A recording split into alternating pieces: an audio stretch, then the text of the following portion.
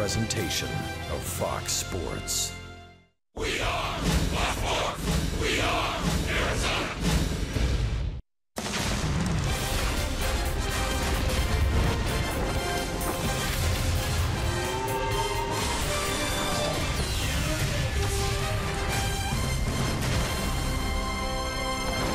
It's the fight for postseason, and the Diamondbacks are in a fighting mood. Last night's win over the Dodgers made it 5 straight wins for the D-backs, and tonight they look to clinch a series win against LA and gain another full game in the lead for the National League wild card. It's the D-backs and the Dodgers on Fox Sports Arizona.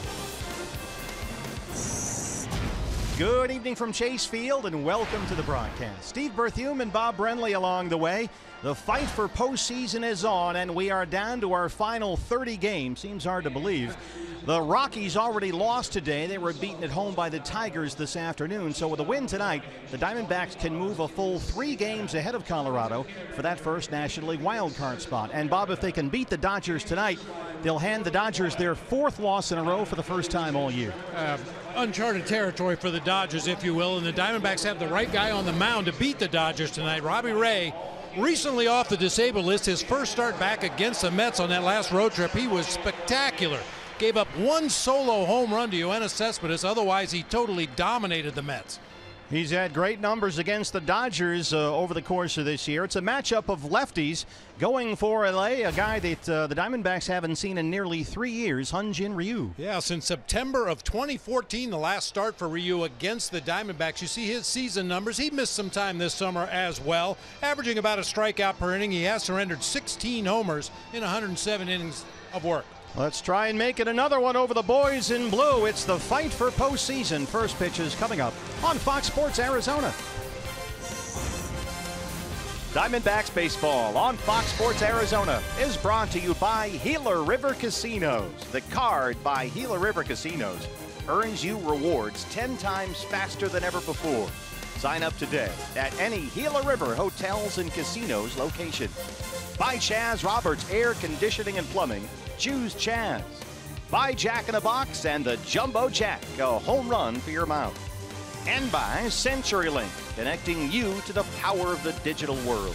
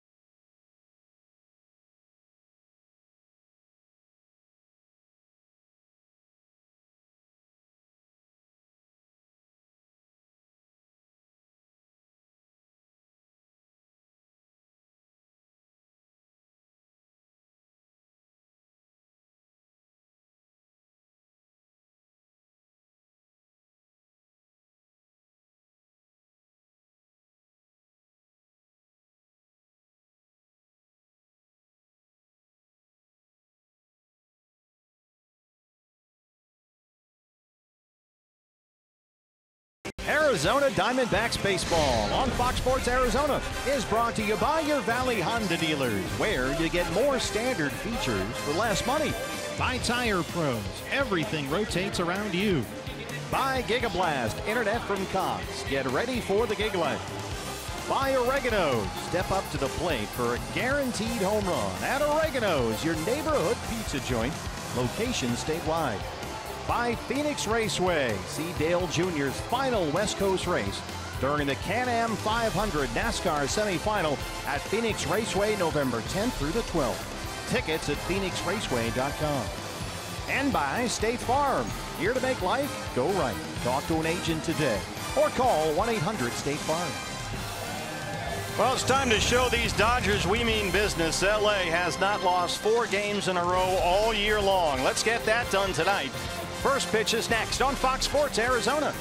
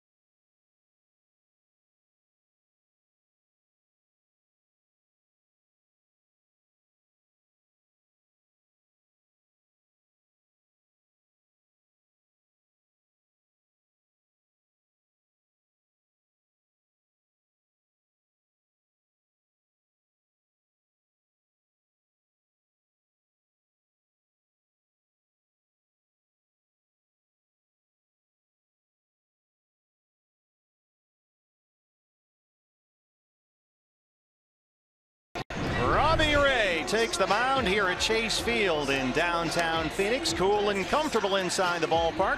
Steve Berthiaume, Bob Brenly, and Jody Jackson with you. D-backs after last night's dramatic 7-6 win have won 5 in a row and set to hand the Dodgers their 4th consecutive loss. LA, the only team in the majors without a 4-game losing streak this year. And here's their lineup. It's presented by your Valley Chevy dealers. Chris Taylor once again will lead it off in center field. A 2-run homer and a single in the ball game last night. Enrique Hernandez playing shortstop. Justin Turner at third base. Cody Bellinger back off the disabled list and in the lineup at first base cleaning up tonight. Logan Forsythe will be at second base. Yasiel Puig with a solo homer in the game last night will be in right field. Austin Barnes behind the plate. Curtis Granderson in center field. And Hyunjin Ryu on the mound. Your Ram truck starter for the Diamondbacks is the lefty Robbie Ray, 10-5. Going for his 10th win with a 3.06 ERA. Coming off a win over the Mets last week in his return from the DL. And it really was amazing to watch Robbie hit the ground running. It's like he didn't miss a start.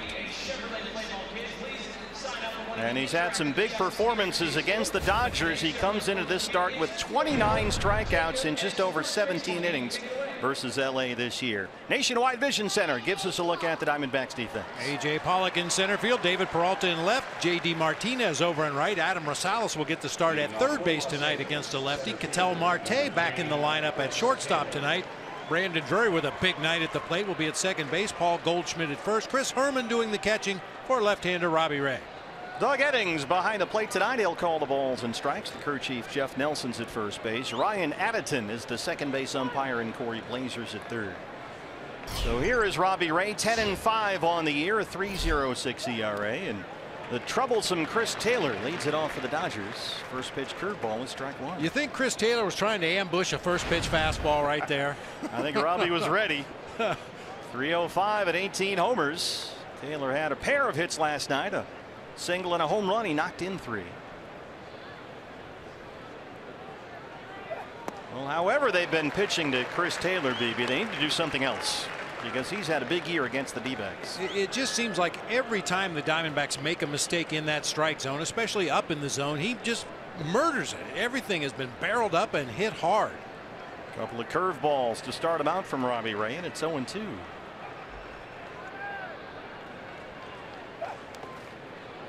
Another curveball from Robbie. This was Chris Taylor last night. In 9 games against the Diamondbacks this year, he's got 3 doubles, 3 home runs, and 7 RBIs. Diamondbacks haven't had an answer for him yet. As I said, when they make mistakes, he punishes them. And home run in the 3rd inning last night against Zach Godley. Slider from Robbie, and it's 2-2. Robbie has had a lot of success against LA this year. Unbeaten in 3 starts versus the Dodgers with a 3.63 ERA.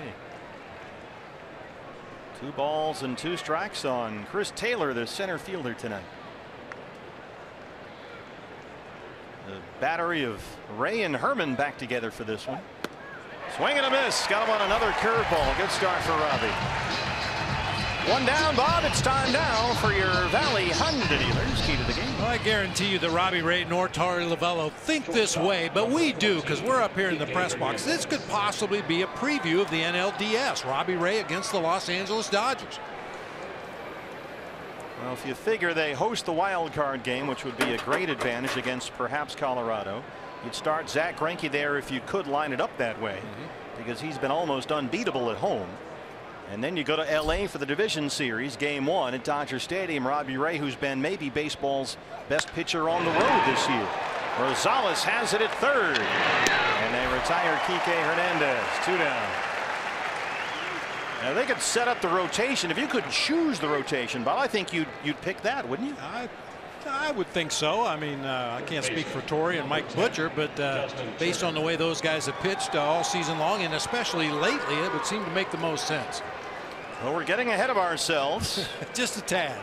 It is the fight for postseason, but we're down to our final 30 games, which is hard to believe. This is game 133 tonight. Justin Turner, 2nd in the National League in hitting at .328. Doubled and scored a run last night. 2 outs on 6 pitches for Robbie. Fastball's a strike at 96, and it's 0-1. Turner has been crushing lefties all year long. He's hitting .388 versus left-hand pitchers with 10 home runs. Well, he attacked Taylor with curveballs. He's coming right at Turner with fastballs. And a look back at Doug Eddings. And a great atmosphere in here last night. Diamondback fans were vocal the entire ball game, leading up to a terrific finish. And the D-backs won the opener 7-6. 0-2 on Justin Turner. Lays off a fastball away.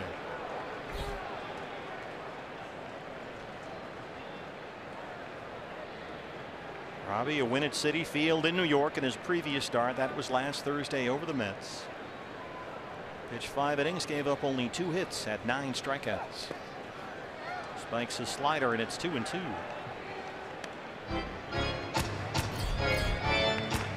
Cody Bellinger back from a mild ankle sprain, activated off the DL today.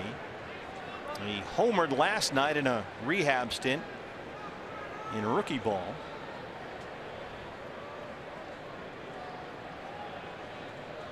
Two and two on Turner. Got him. Went to the curveball. 2 strikeouts and a 1-2-3 first for Robbie Ray.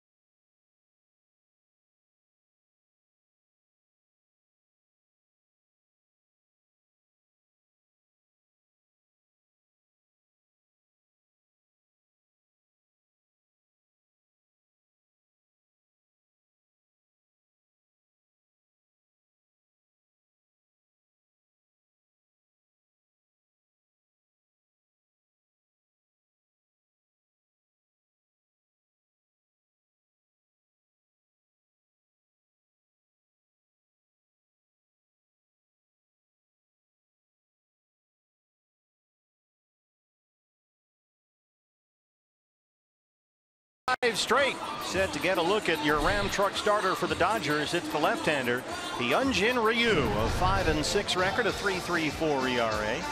And Ryu facing the Diamondbacks tonight for the first time in nearly 3 years. If you want to see something really interesting, look at Hyunjin Ryu's game logs. He throws almost the same percentage of four-seam fastballs, change-ups, curveballs, cutters, every game. He's so consistent with his arsenal out there, and it's just a matter of executing his pitches and hitting his spots for him to be effective. Really mixes things up. David Peralta will lead it off. Ali Chevy Dealers has the Diamondbacks lineup. David Peralta in left field leading off. Adam Rosales will be at third base. A.J. Pollock in center. Paul Goldschmidt at first. J.D. Martinez will be out in right field. Brandon Drury at second base. Ketel Marte at shortstop with Chris Herman doing the catching for Robbie Ray. 303 and 13 homers for David. A couple of hits last night. He tripled and knocked in a run. Dodgers will shade their infield over toward the right-hand side. You see Hernandez still on the shortstop side of the bag at second, back of the outfield grass. Same with Forsythe at second.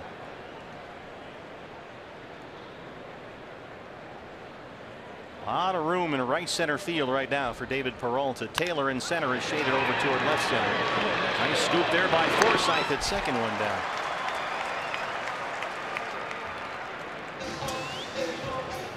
Nationwide Vision Centers gets us a look at the Dodgers defense tonight. Curtis Granderson in left field tonight. Chris Taylor in center. Yasiel Puig over in right field. It'll be Justin Turner and Enrique Hernandez on the left side of the infield with Logan Forsythe, who just made a real nice play.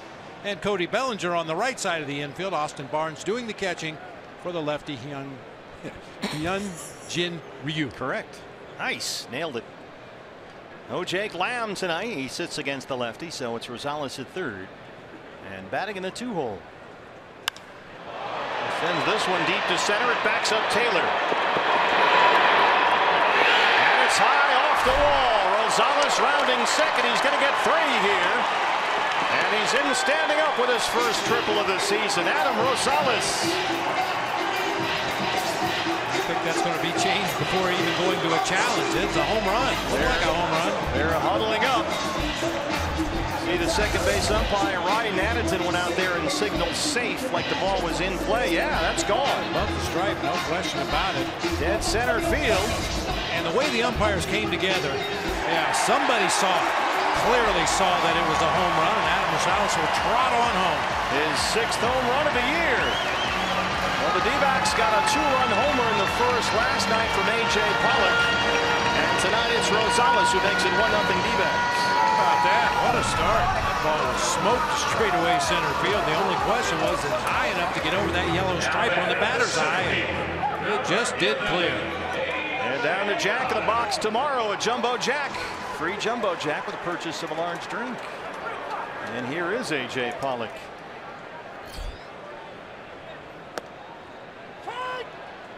Here's another look at that Adam Rosales homer.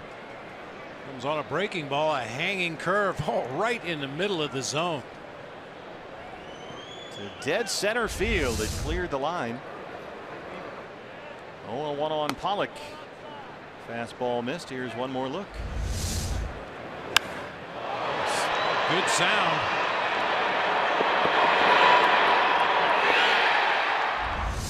Another good start for the D-backs. Rosales has got a long track record of being very tough on left-hand pitchers. That's why Torrey's got him batting second tonight. A.J. 263 now, 8 home runs. A 2-run homer in his first at bat last night against lefty Rich Hill. And on that home run by Adam Rosales, you could see Chris Taylor got really close to the fence out there in center and couldn't play the carom off the wall if it was in play. Both corner outfielders had to run over from their position to pick up the ball. Adam Rosales cruised into third with what he thought was a triple, but clearly hit above that yellow stripe. We've seen A.J. do that a couple of times. He did it in Minnesota on Byron Buxton's ball to center field. Just get a little too close to the barrier. If you don't think you can make a leaping catch, back off the wall and play the carom. You know, if you think about it, Bob, there aren't too many outfield walls in any major league park that are as high as the Diamondbacks in dead center here. There's a couple here and there, but you don't get a a high carom like that against too many outfield fences. No, you certainly don't. You know, you've got San Francisco, and there's a good sized one in Colorado, but for the most part it's all 8-10 feet high or so.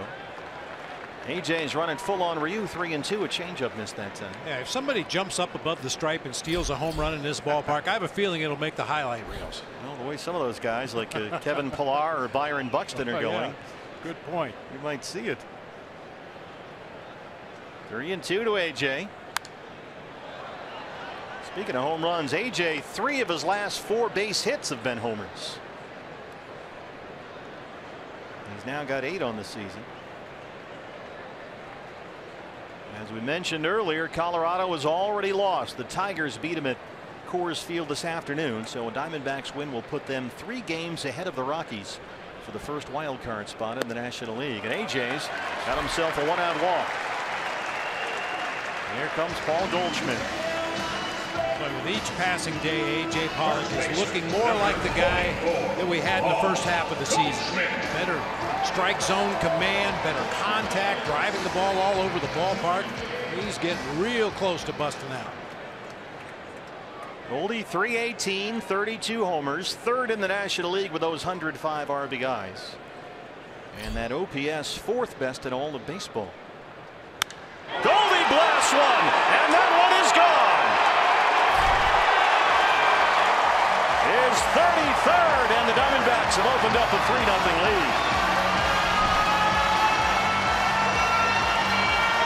Paul Goldschmidt has now homered in 4 of his last 5 games.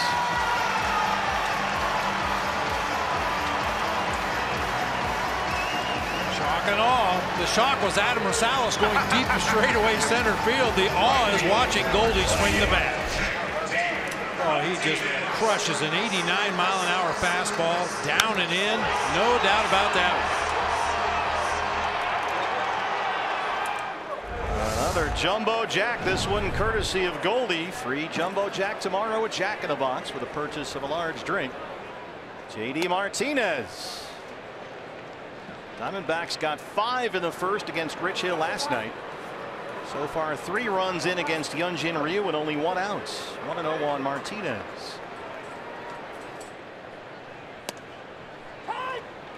There's that Ryu cutter he likes to throw to righties. 1-1. Martinez 277. 29 homers. He doubled and scored a run last night.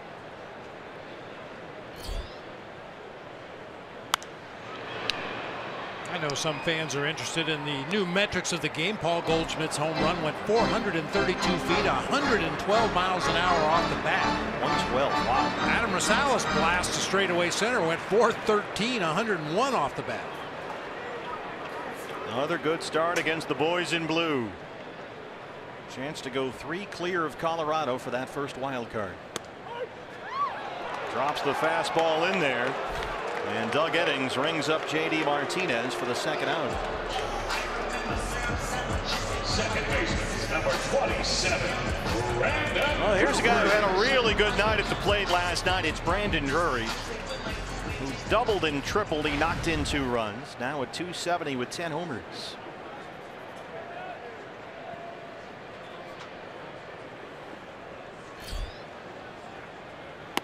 Drury had a 2-run double in that 5-run first last night. And then a 2-out triple in the 8th inning. He hit the ball hard twice. And Torey Lovullo was saying before the game today, you can see Brandon's bat really trending in a positive direction. He's put in a lot of work. Up the middle, but Forsythe is there behind the bag to take the base hit away. But the Diamondbacks, another good start against these Dodgers.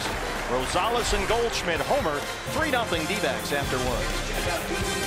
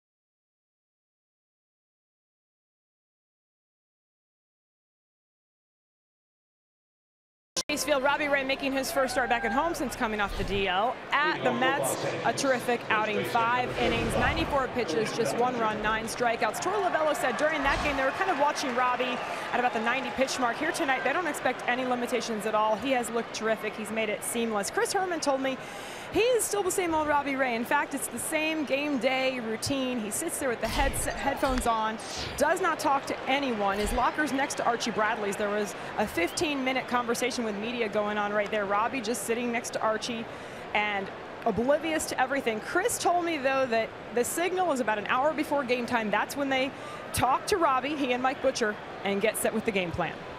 Thank you, Jody. These two are back together, the battery of Ray and Herman.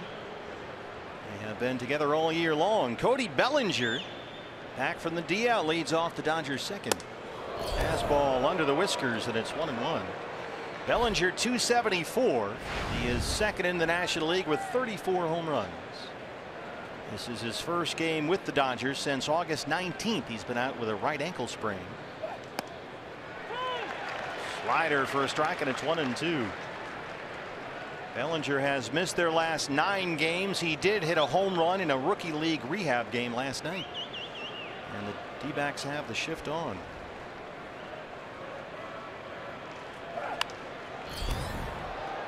You want a stat? Here's a stat. Cody Bellinger. Dodgers are 78-23 when Cody Bellinger plays in a game this year. They are 13-16 when he doesn't. So what a difference he's made.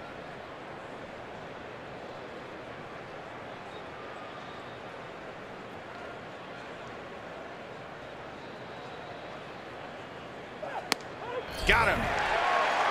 3 strikeouts for Robbie Ray. 1 down. And don't think for 1 minute that that fastball underneath Bellinger's chin didn't get him this strike 3. When you've had one right up underneath your chin where you can see it really good, you hesitate to dive out there toward that outside corner, and that time Robbie just painted the corner for strike 3. Second baseman is Logan Forsythe. 0 for 4 with 3 strikeouts last night. 235 on the year. Robbie Ray has struck out 3 of the first 4 he's faced.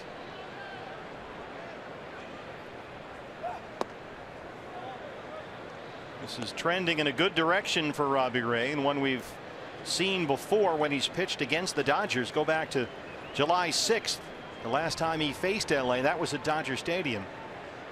1 run in 6 innings. He matched his career high with 13 strikeouts. Dismissed with that fastball. 2-0 on Forsythe. Robbie had a no decision in that game as the Dodgers came back from 4-1 down in the 9th inning to win it. He beat LA here at Chase Field back on April 22nd. 2-0 fastballs a strike. Robbie averaging 94 with that fastball. He's still mixing in some occasional 2-seam sinkers, but usually it's either the slider and the curveball off that fastball. Seen a lot of curveballs so far early in this one. Another fastball, and it's 3-1. Forsythe is a very selective hitter up there. You've got to throw him strikes. Puig, who homered last night, is on deck.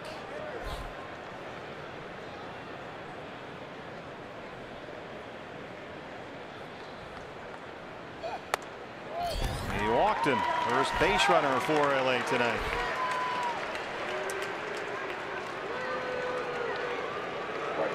There will be a reaction. It doesn't seem like a lot of people sit on the fence when it comes to Yasiel Puig. They either love him or they don't love him.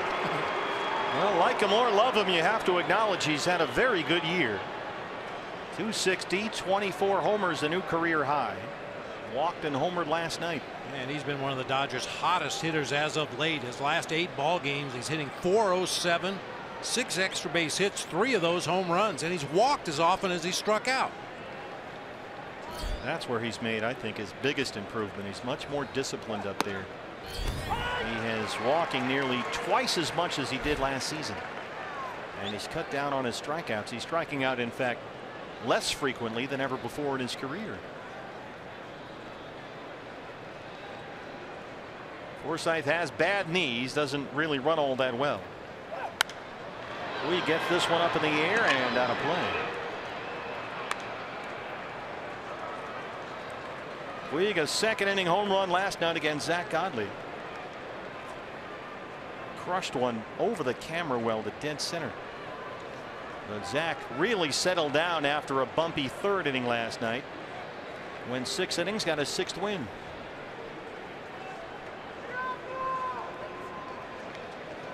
Oh, and 2. Spits on the slider. This was Yasiel Puig last night. Fastball down and in. Got every bit of it off the batter's eye out there above our camera position. As you mentioned, 11 hits in his last 8 games, including 3 homers.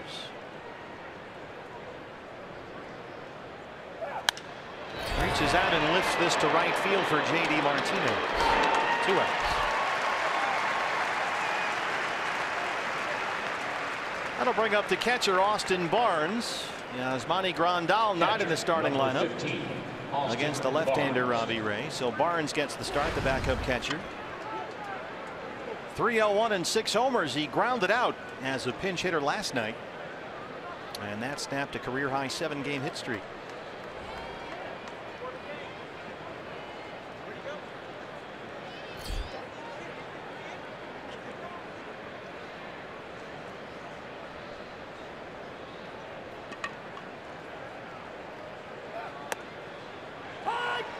First pitch curveball, and it's 0-1. Barnes a lot like Logan Forsythe in that he has walked this season nearly as much as he struck out. He's got a .415 on base percentage.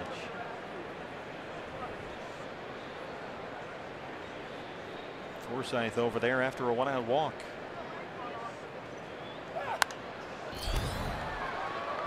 Good hard fastball at 96, and it's 0-2. If you're just joining us, Diamondbacks with a 3-0 lead. First inning home runs by Adam Rosales and Paul Goldschmidt. Goldie's 33rd after he homered here last night.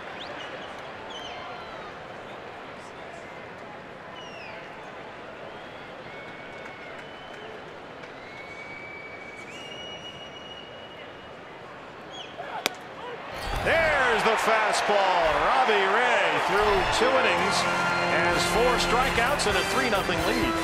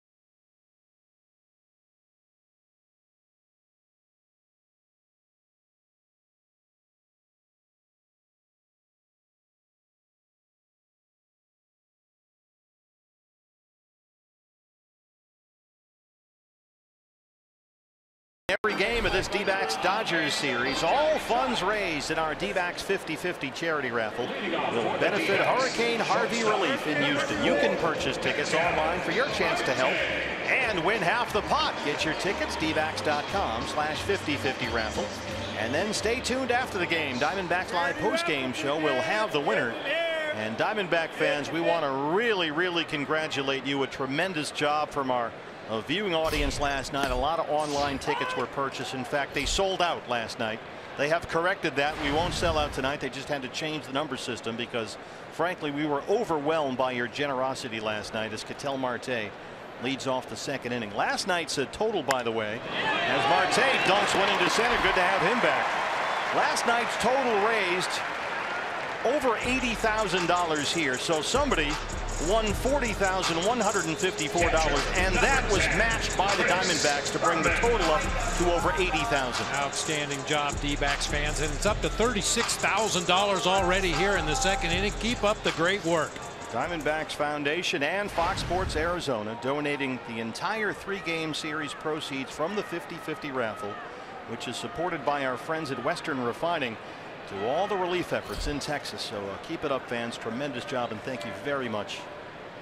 And I know Jack Schubert will be out there buying some tickets online. Jack couldn't wait to get started today. He was online buying tickets for the 50-50.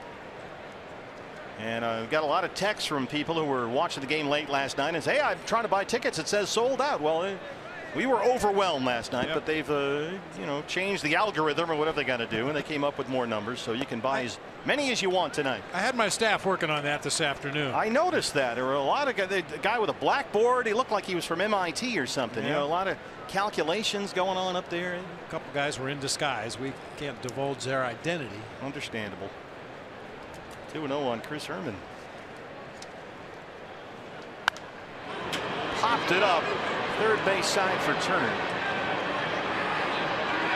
And he's got it in foul ground for the first out.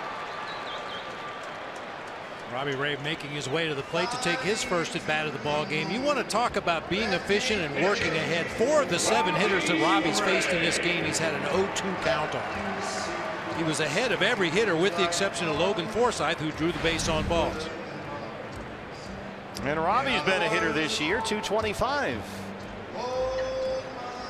He's got 9 hits, couple of doubles.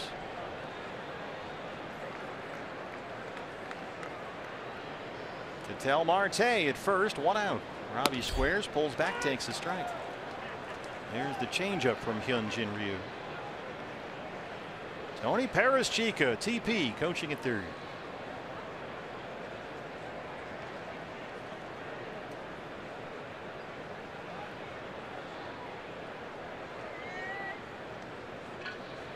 Turner creeping in from third base, bunts it straight toward the mound. Barnes throws it away. Marte will have to stay put at second as Taylor comes in to back up. And the Diamondbacks have 2 on and 1 out. Nice bunt by Robbie right out there in front of home plate. Barnes thought he had enough time to get Marte at second base, but his throw is high and off the mark. Ends up sailing into center field right there. Fortunately for the Dodgers, Taylor coming straight in to back up the play. Otherwise, this would have been big damage. So they hang an error on Austin Barnes, the ASU Sun Devil, here on U of A night. So maybe there's some karma there. I don't know. Fielder's choice for Robbie Ray, E2, puts Marte at second. Here's the leadoff man, David Peralta. David rounded out his first time up tonight.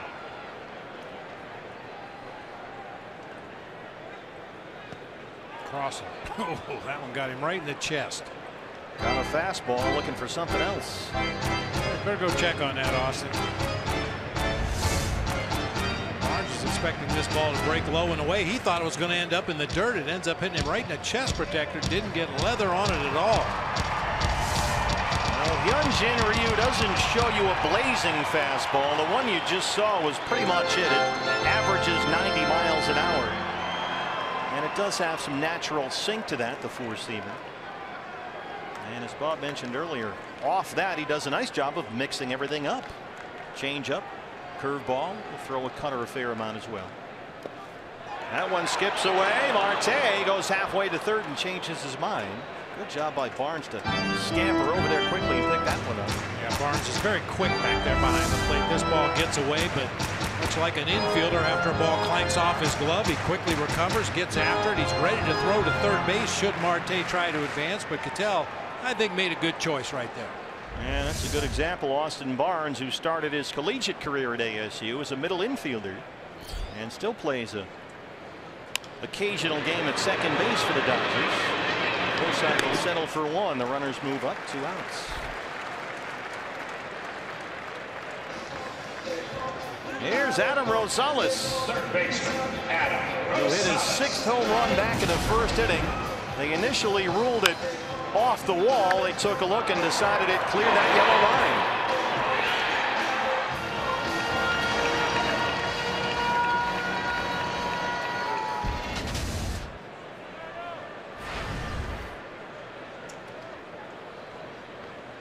He's got Ketel Marte at 3rd and Robbie Ray at 2nd with 2 outs.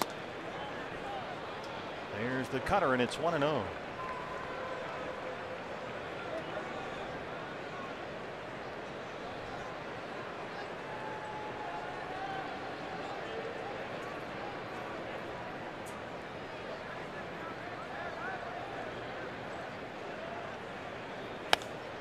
I don't know what Bob Gibson would have done back in the day if Adam Rosales stepped in like he does and just kind of stared at Bob Gibson like that. It's like a fighter getting instructions before the bout. Adam just doesn't want to get in the batter's box too soon if Ryu is going to take more time out there on the mound, so he just waits until Ryu gets up on the mound, gets his sign, and then he steps in the batter's box. You think Nolan would have liked that? I don't know. Probably not. Just don't look him in the eye. Yeah. Rosales acquired by the Diamondbacks at the trade deadline from the Oakland A's. 2 balls and 1 strike.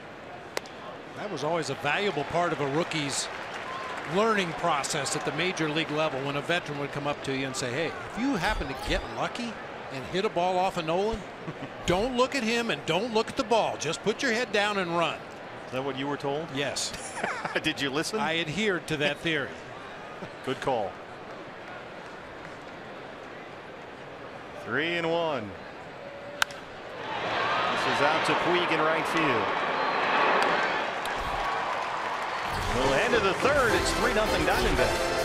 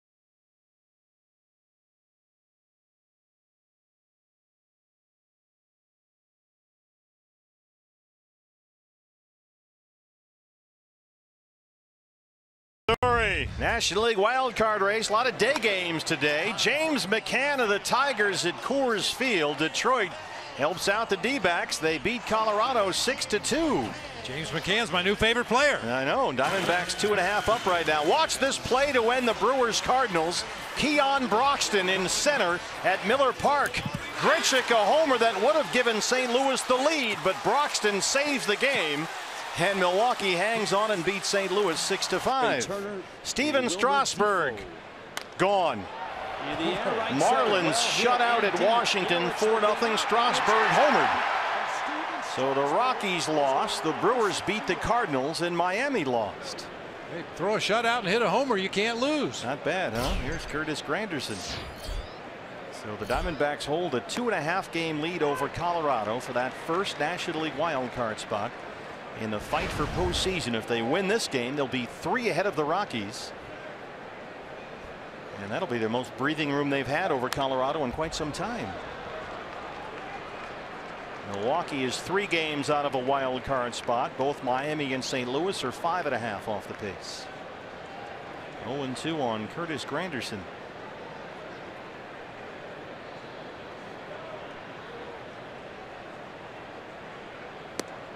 Struck him out. Robbie Ray already with 5 strikeouts. Boy, Granderson punched out 4 times last night, and he strikes out his first time up there tonight. Well, Dave Roberts really didn't have a lot of choices. Somebody was going to have to play out there in left field, and it was going to be a left-handed hitter, so it's Curtis Granderson tonight who continues his strikeout streak. Hyunjin Ryu, the pitcher. 4 hits on the year, including a double.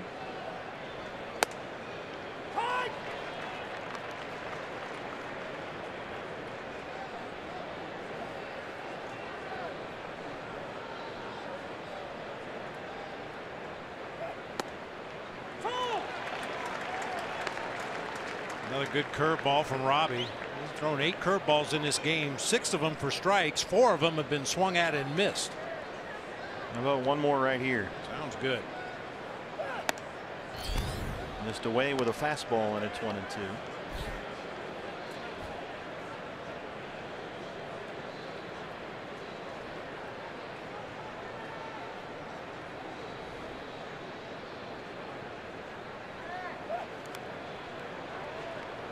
Didn't chase that curveball. 2 balls and 2 strikes.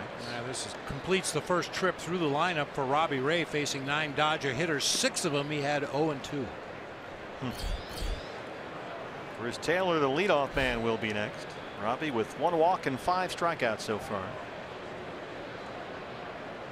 2-2 on Hyunjin Ryu.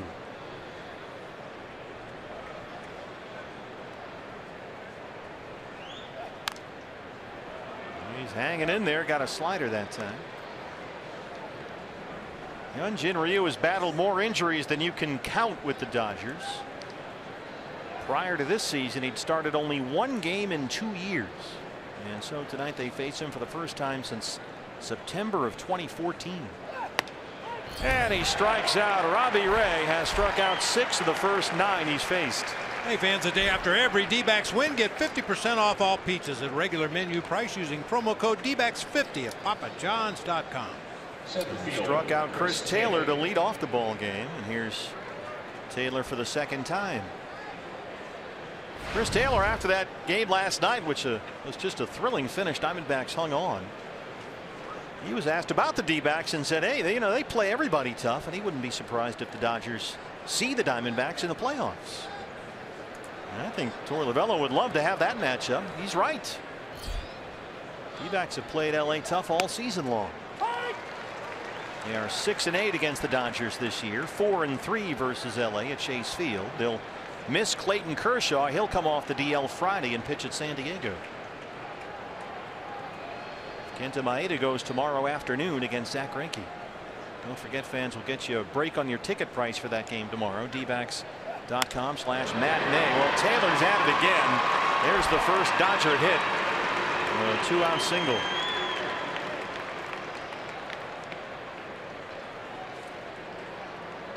Shortstop, Kike Hernandez.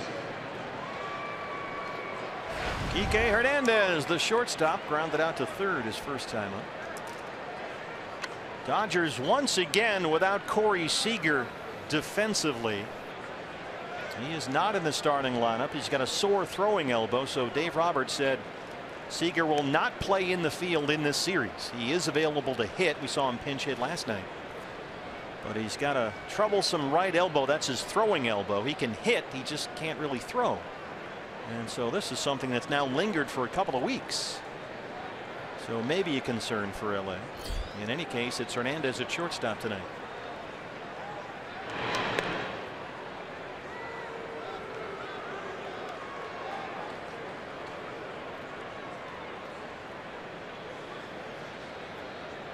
Taylor will run. He's 15 for 18 in his stolen base attempts.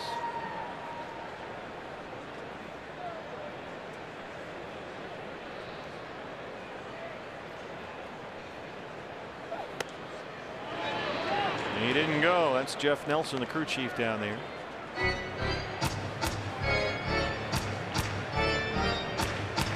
Hernandez hitless last night. He's stuck in a 3 for 27 right now.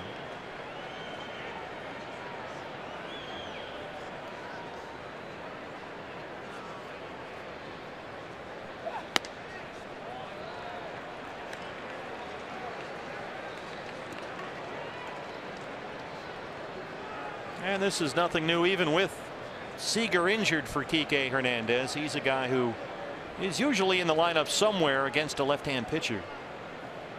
He's got a really good track record against lefties. And that's where his versatility comes in. He can play all three outfield positions. As a matter of fact, he's played everywhere in the major leagues except first base and catcher. And the funny thing is, he's done it all in one season. Took a big cut at that slider. And there's only there's only one other player in baseball that has done that this year, every position except pitcher and catcher, and that's the Tigers' Andrew Romine. At least 2 starts at every spot. He's ahead 2 balls and 1 strike.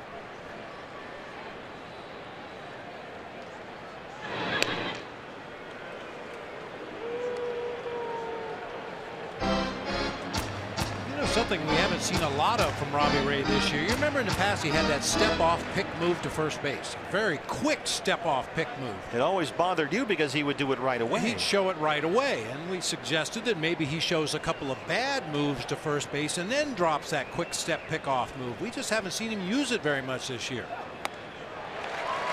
Good slider, and it's 2-2.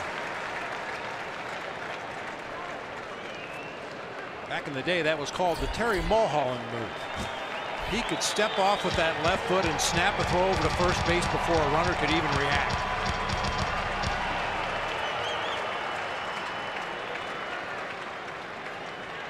Well, he usually just strikes everybody out. Yeah. Maybe that's why. Hasn't had as many base runners this year. There's a quick move over there to first. Keep Taylor close.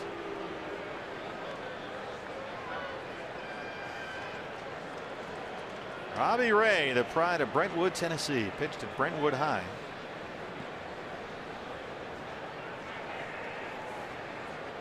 Looking for his 11th win on the year. Here's the 2-2 to Hernandez. Hard to short. Oh, Rosales in front of Marte, and he's got it. Adam Rosales, another tremendous defensive play at third. Boy, he's been really good down there. We'll head to the home half of the third. It's 3-0 Diamondbacks. Rosales, he's got it.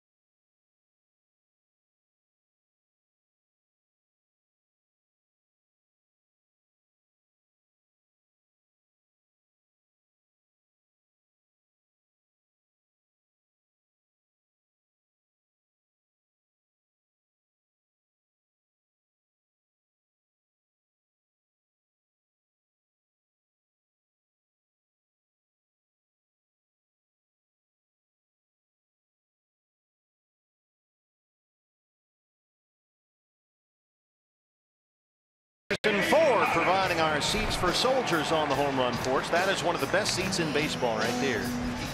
Coors Light Cold Hard Facts. It's Goldie versus Hyunjin Ryu. How about this 9 for 20 with a couple of homers? I like those numbers. He's already homered off him once tonight. He'll bat second in this bottom of the third. A.J. Pollock, who walked and scored on the Goldie first inning homer, leads it off.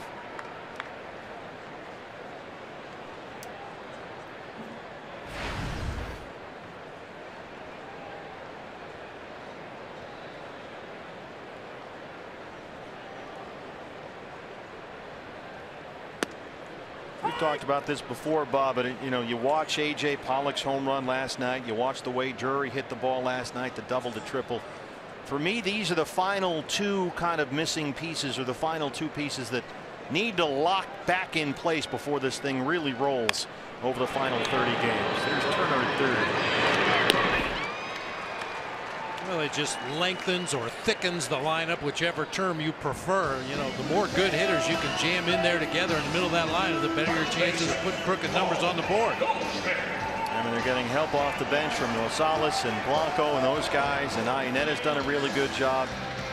You've got the Herminator even after they lost Mathis. Peralta's leading off comfortable there. You've got Goldie, Lamb, and JD driving in runs.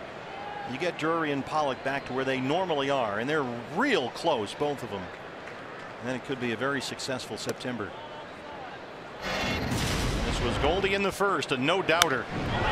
Our Cox high-speed highlights.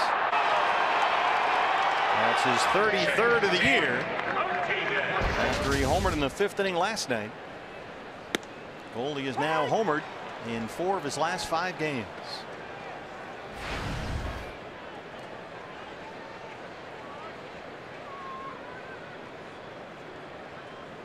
Dodgers put 3 defenders on the left side of the infield. Look, a good cut at that fastball. That's about the most Ryu's got, 92-ish. That's full gas. Got him talking to himself there. Yeah, Goldie likes that ball up. He will generally swing, especially at a fastball, if it's up near the top of the strike zone. Launches one down the line, but it hooks foul. Oh! Had it and dropped it.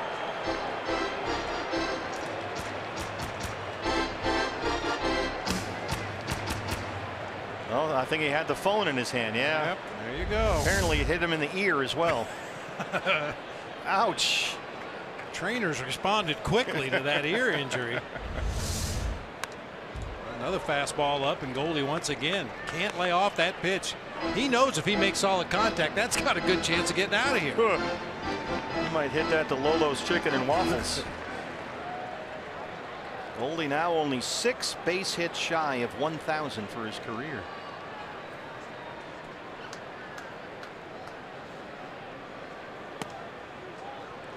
There's the cutter away. Didn't really cut, and it's 2-2.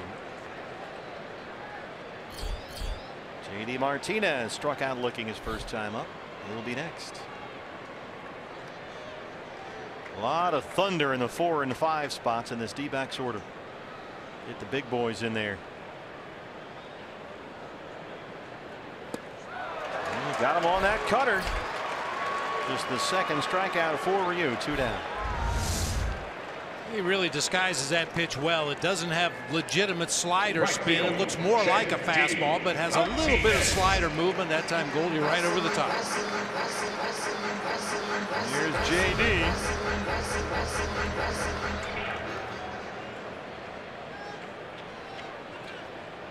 Next homer will be number 30 on the year. And that's the home run swing. He got the Goldie fastball there.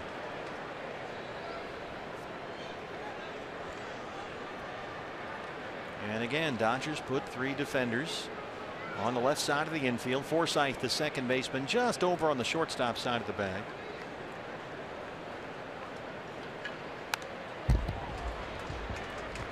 Good hard cutter in that time, and it's 0-2. JD Martinez, 8 hits in his last 9 games. 5 of those hits are home runs.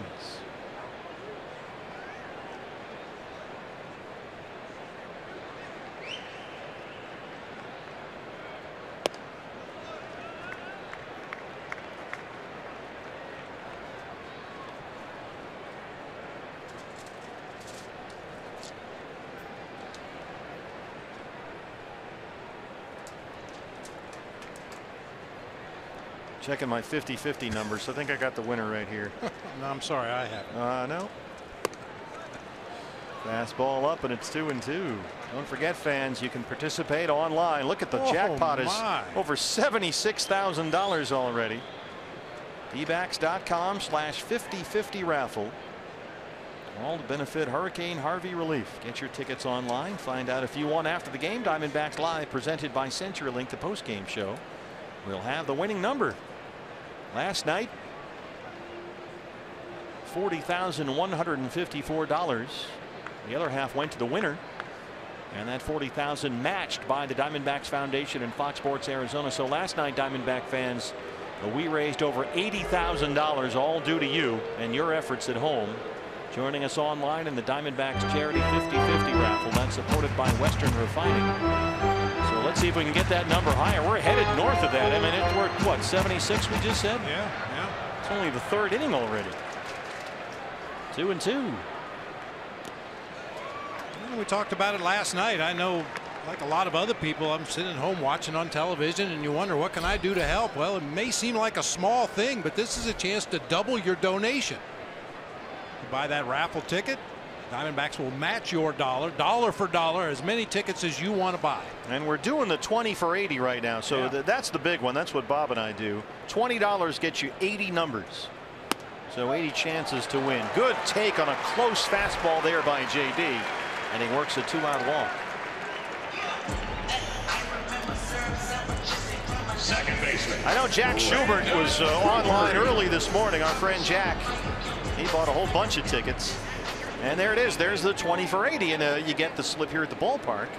And you get your 80 numbers.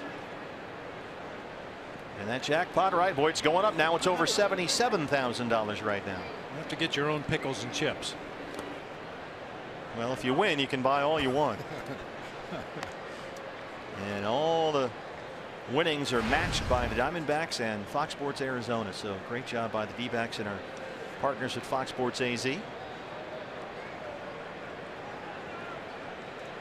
Brandon Drury grounded out his first time up. Martinez at first. 2 outs. Deep to center. Taylor backing up at the track. He's at the wall. And it's off the wall.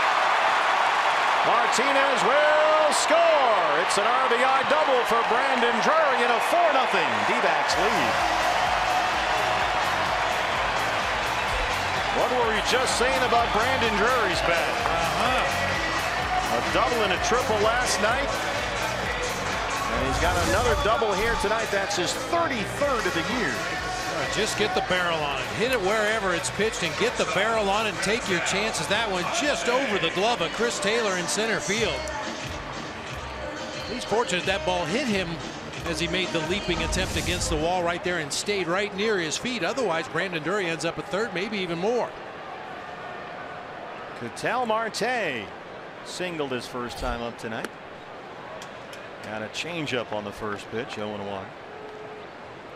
Ketel left Saturday's win over the Giants with left hamstring tightness. He hasn't played since, so this is his first game back. And he's off to a good start, 1 for 1.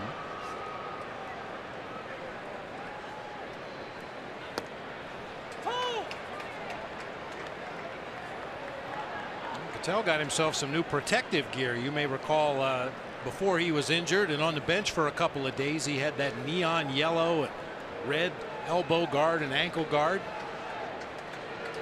A little more conservative tonight. But he's got the neon green tape on the bat to counter that.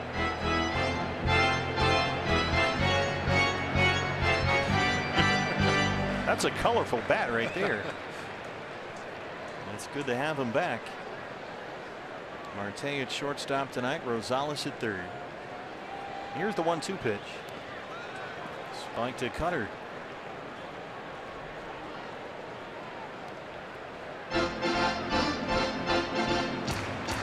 Ketel is a switch hitter. He's virtually the same from either side. 257 righty, 255 left-handed.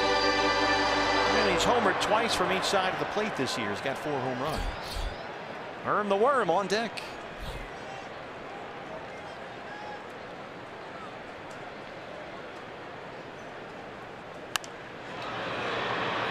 along the right field line. Bellinger running backwards and runs out of room.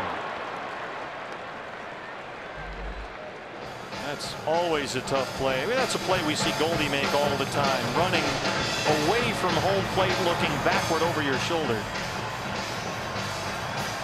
It's hard enough just to run and do that, and then try to imagine tracking a baseball and making a catch while you're doing that.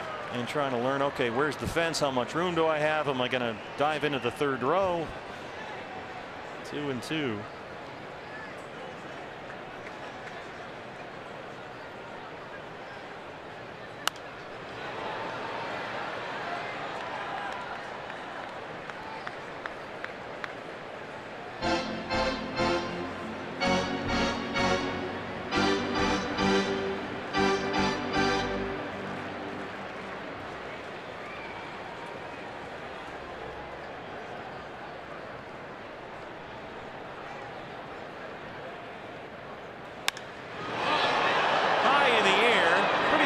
Center Taylor drifting over there. Diamondbacks add a run. Brandon Drury, the RBI double, makes it 4-0.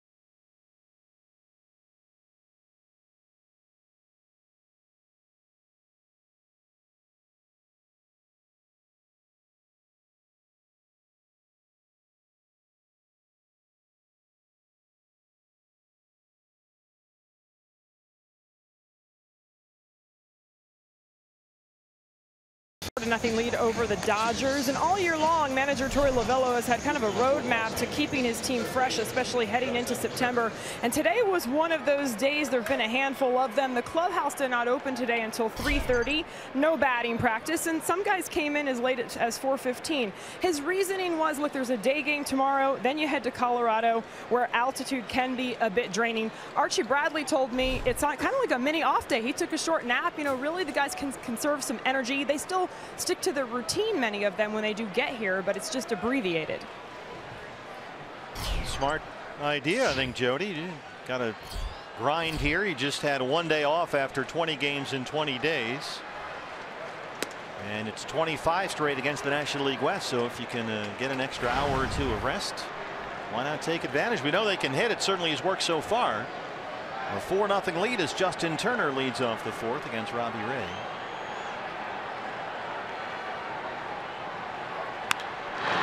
Rosales, oh, he's just scooping up everything down there. We've seen Adam Rosales a couple of times down there at third lately, and he has really looked good defensively. I'll tell you what else looked really good was that first at bat Robbie Ray against Cody Bellinger. He buzzed the tower, threw a good fastball, 94 miles an hour up and in, and then a little bit of a knee wiggle on that breaking ball away, a tardy swing on a fastball, and then a horrible call. But on another pitch that Cody Bellinger just wasn't ready to offer at because it was away after he'd seen a fastball up and in.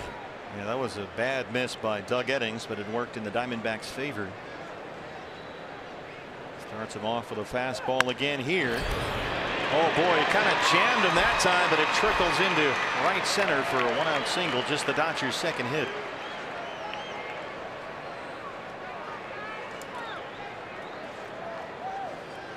Second base. I'll tell you one thing, partner. Cody Bellinger, obviously a very dangerous hitter. If you can get him to take swings like this, you're doing something right. Boy, that's a really weird looking swing that time. The front arm, the right arm rather, kind of broke down in mid swing, but he got enough bat on it to sneak it up the middle for a base hit. Forsythe walked his first time tonight.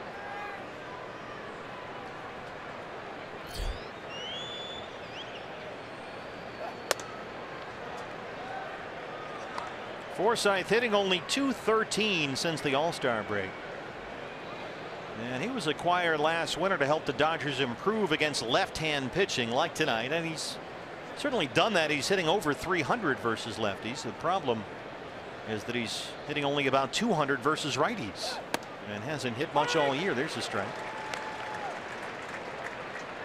Only 18 extra base hits all season, which is a little weird. He was a 20 home run man last season with the Tampa Bay Rays. Spent some time in San Diego when Dave Roberts was on the staff there. Here's Bob Guerin, the bench coach. Robbie at 50 pitches, 34 strikes.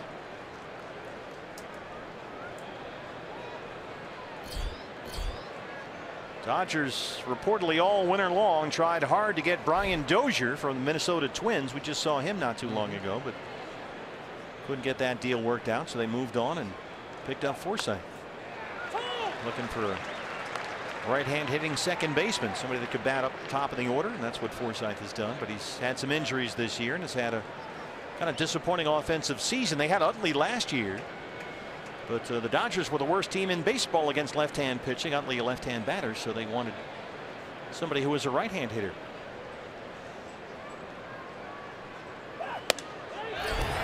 Wouldn't lay off a high fastball. Robbie Ray, that's 7 strikeouts. Hey fans, watch the Drive to the Pennant with MLB.TV every night on every device. Watch every out-of-market regular season game live, plus get a free subscription to At Bat Premium, the #1 app for live baseball. Blackouts and other restrictions apply. Visit MLB.TV for details. The usual big reception for Yasiel Puig, who flied out to right his first time up tonight.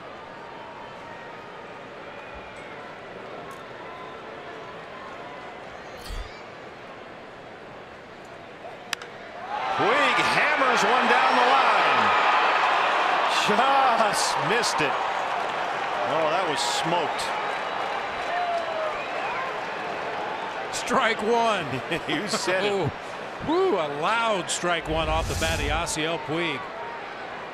Clearly on the right side of the pole, but man, blasted it halfway up that second deck. He hit one last night to dead center for a home run that was 440 something. He is hot right now.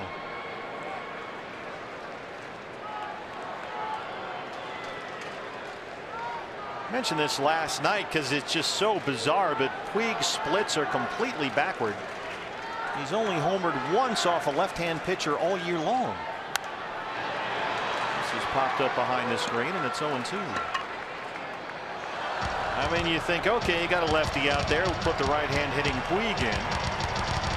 But he's been much better against right-hand pitchers this year than he has against lefties. I mean, look at these splits. This is completely backward.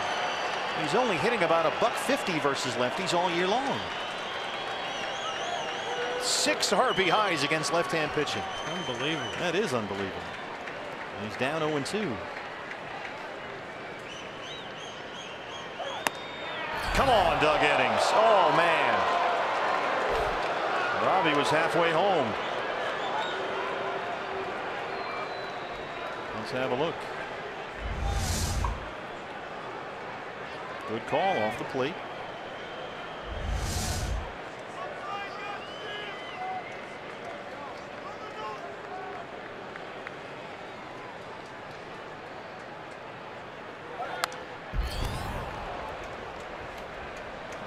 Puig wanted to slam the bat down in disgust that time. He just got beat with a fastball. Robbie just rushed one up in the zone that time. Puig was well tardy. Robbie has walked one. He's got 7 strikeouts. He's given up only 2 hits. Both singles, one by Bellinger there. He's at first with 2 outs.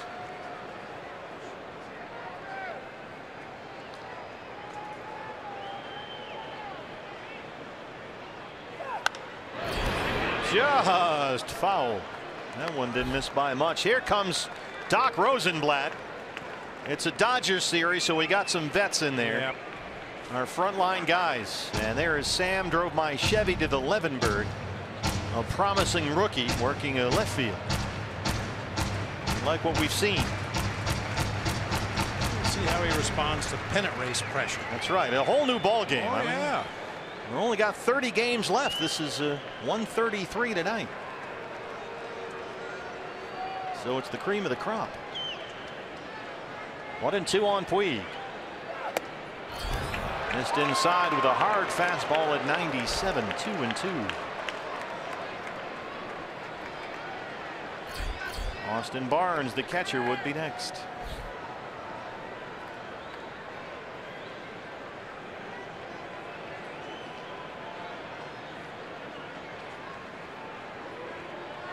Puig pulls the ball a lot. Marte at shortstop, shaded over near the hole.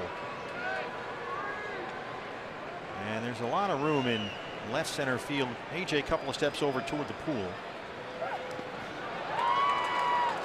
Liners in the dirt, and Puig, who's, as we mentioned, become much more patient at the plate, has worked the count full.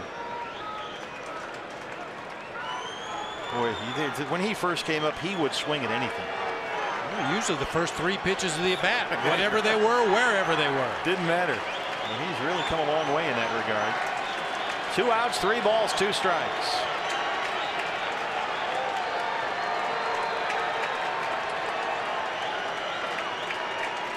Bellinger on the move, and Puig pulls it foul.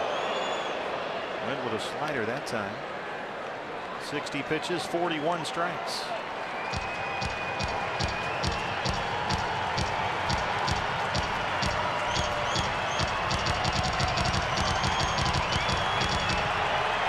Ninth pitch of the at-bat on the way.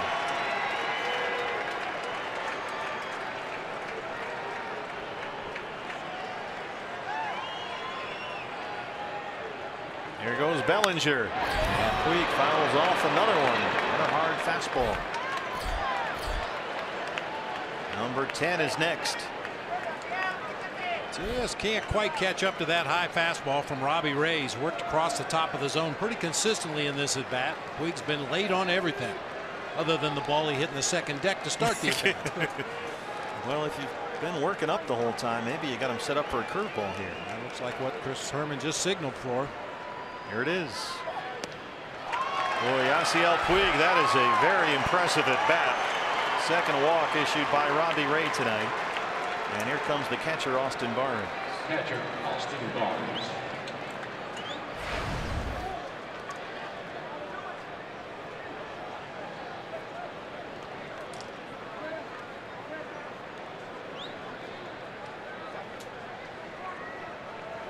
Bellinger at second and Puig at first. 2 outs. Barnes has hit the ball well lately. He's batting over .330 since the All-Star break.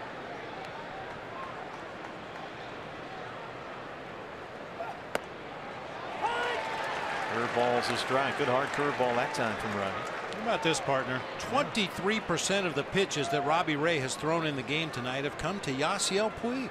Wow. 14 of 62 pitches. Now 63 pitches to Yasiel Puig. There were series he didn't see 14 pitches. Fastball fouled straight back, and quickly it's 0-2.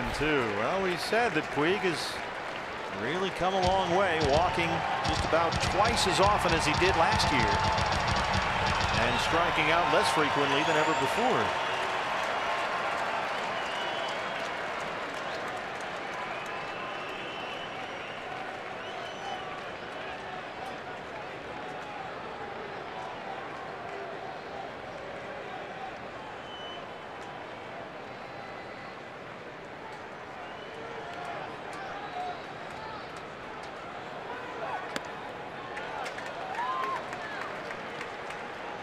Robbie really having to work in this inning.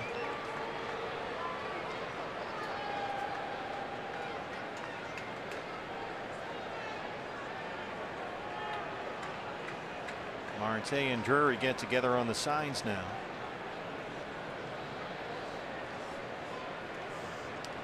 Two on and two out, 1-2 on Austin Barnes. So Lavello's Diamondbacks looking for their 6th straight win. Last time they won 6 in a row, the middle of June.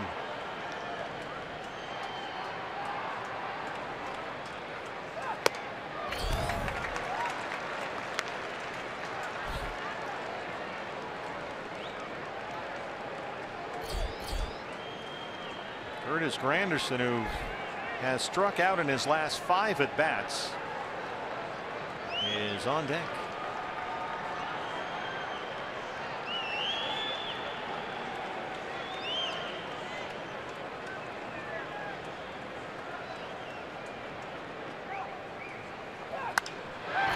Fly ball, right field. Martinez backing up. He's on the track and he's got it.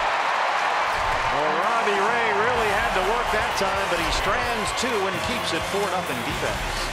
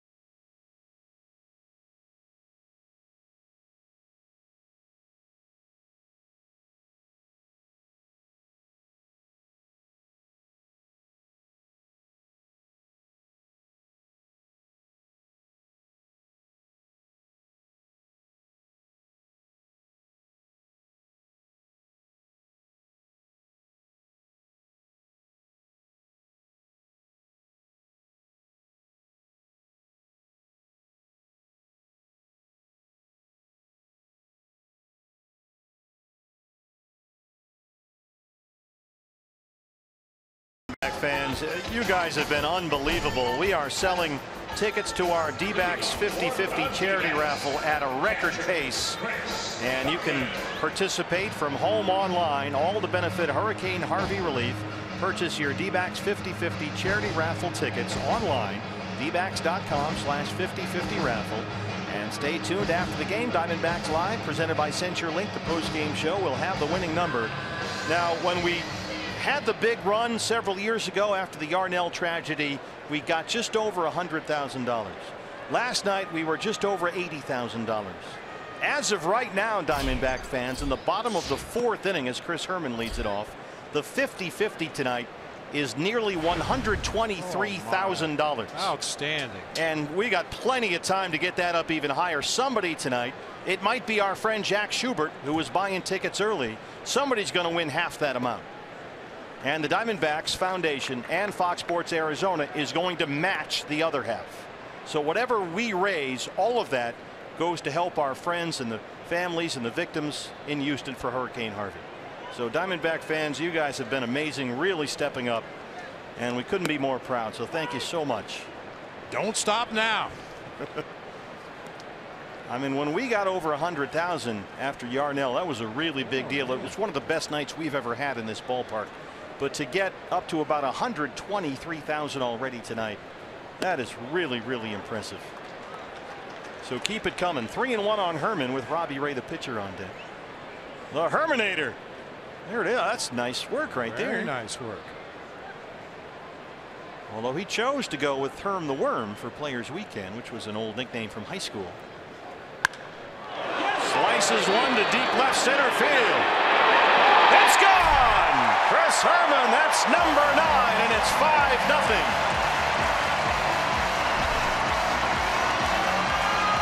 The Herminator gets everybody some tacos.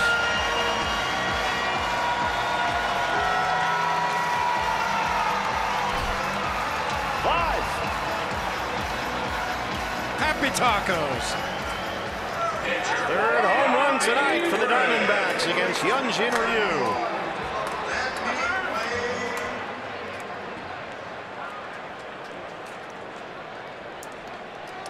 Robbie Ray.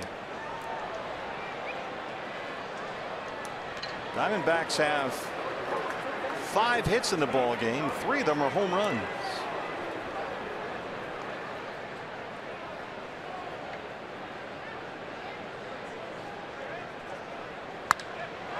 Center field, Taylor got a late break and it drops in front.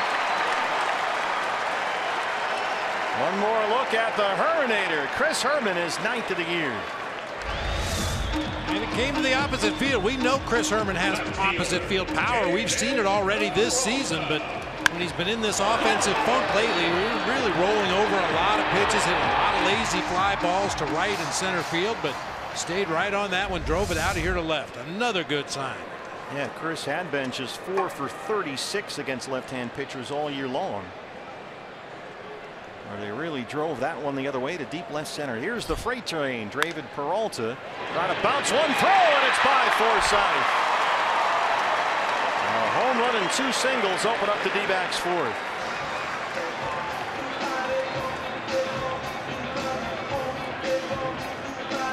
You know, they say you should never trust a Dodger fan. I've heard that on the streets. Watch the guy behind the guy. Ooh! Now at third baseman. You can't trust a Dodger fan to make the play. That was on the Herman homer. The bloody nose out of him. He's bouncing back.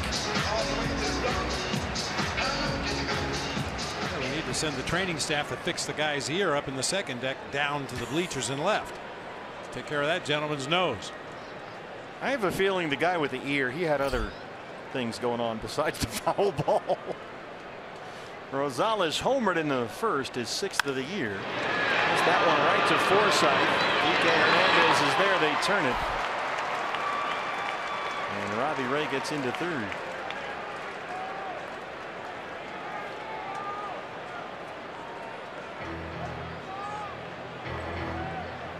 Center field. Here's AJ. He has walked, scored a run, grounded out, 0 for 1.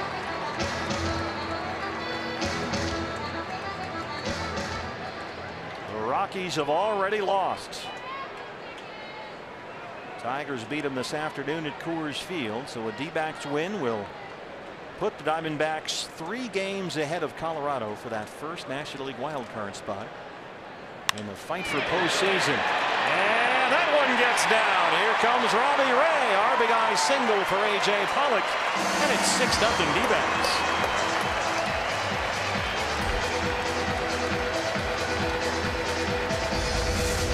Nice job of linking the at-bats here. The double play by Rosales notwithstanding, but A.J. Pollock drives home another run with his soft liner into center field. And now he'll draw his share of attention over there at first base during the at-bat of Paul Goldschmidt. Goldie has homered and struck out tonight.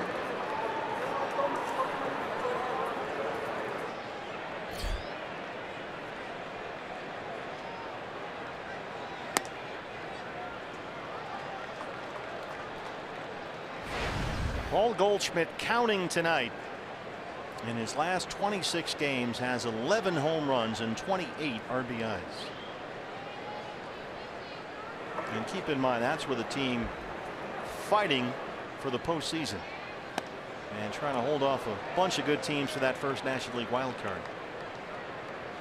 So this offensive surge for Goldie is really coming at a good time.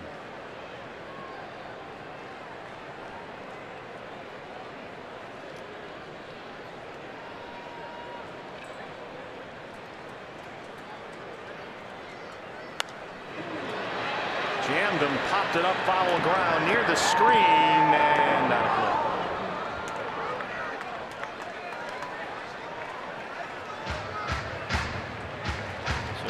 Rockies lost earlier today. The Brewers beat the Cardinals at Miller Park. Marlins were shut out at Washington.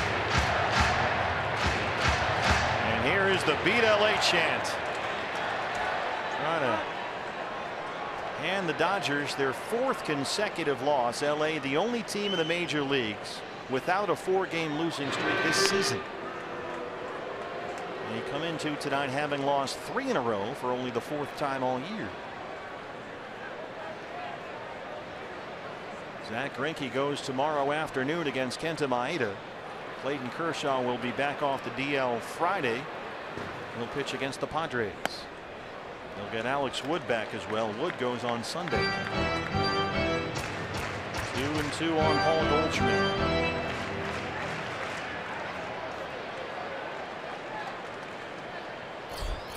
JD Martinez would be next. D-back 6 runs on 8 hits. Spike to Cutter and it's full.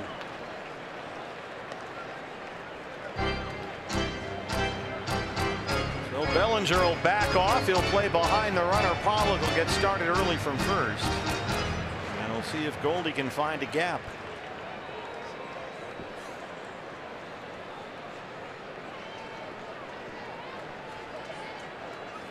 Full count, 3-2.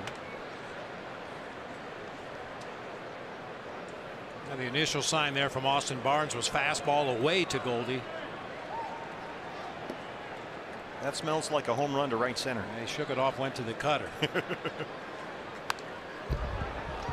Leave that cutter up and out over the plate. It might get hit in the pool in right center field. Well, have you seen what's going on at Wrigley Field? The Cubs are beating the Pirates right now 17-3.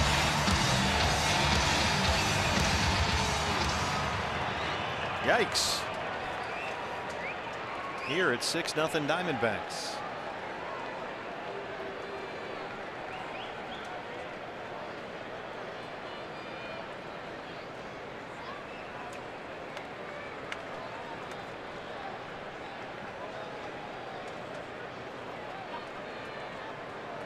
Three and 2 to Goldie. There goes AJ. Ball 4. 3rd walk issued by Ryu. Whenever I see a score like that from Wrigley Field, I always check the wind. It says 3 miles per hour blowing right to left. Right field. Doing some damage on that new scoreboard out there. Well, it's time for JD to launch one. He has struck out, walked, and scored a run. 6 homers and 10 RBIs in his last 12 games for JD Martinez. He's got AJ Pollock at second, Paul Goldschmidt at first. 2 outs, 2 runs already in.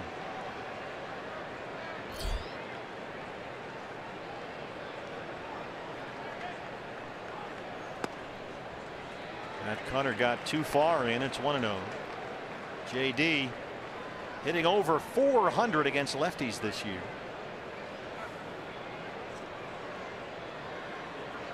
Had a double in his first at bat last night against the lefty Rich Hill.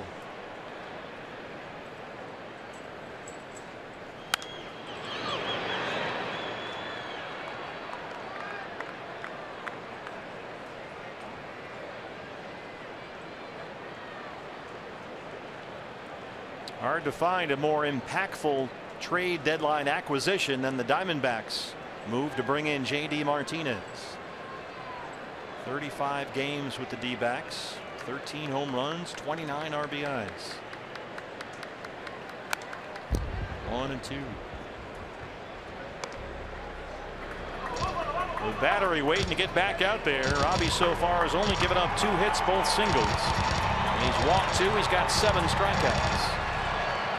Herman is homered.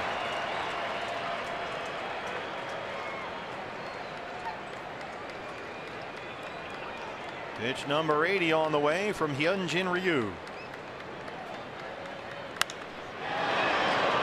Center field for Taylor. D-back strand 2, but they get 2. AJ Pollock had an RBI single, but before that, it was the Herminator. Chris Herman is 9th. It's 6-0 Diamondbacks.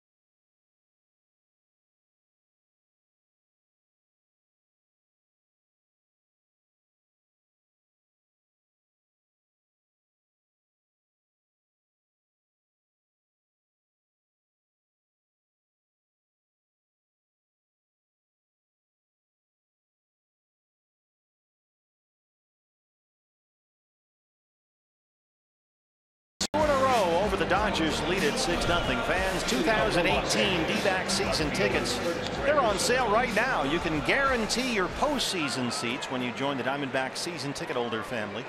And you can design your own plan. They'll help you out. You can choose from a full season plan, going with some friends, try a half season. You can pick different series. You can just do a weekend season ticket plan. You come up with it, they'll work with you.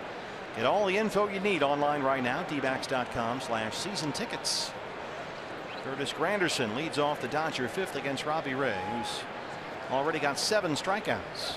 By the way, if you're trying to participate in our Diamondbacks charity 50-50 raffle and you're doing it online and you're getting you know, the buffering and the connectivity thing and the www, hang in, it's getting overloaded. We are smashing the all-time record, and I mean we are smashing the all-time record. It's up well over $120,000 right now, so you will get through. If it's moving a little slow, hang in there, refresh, but you will get through. It is working. It's just getting absolutely overwhelmed with response of people looking to participate in our charity 50-50 raffle tonight, fans, and that's all due to you. Boy, this is really remarkable.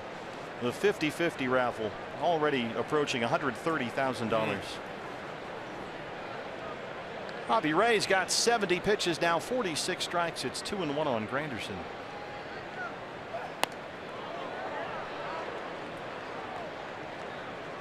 Curtis Granderson flied out to center field in his first at bat last night, then struck out 4 times, and he struck out his first time up tonight. Adrian Gonzalez on deck. Ryu's night is going to end here. It's full on Granderson, 3-2. So with Bellinger back, Gonzalez slides into the role that he might have for the rest of this year, which is a left-hand pinch hitter off the bench.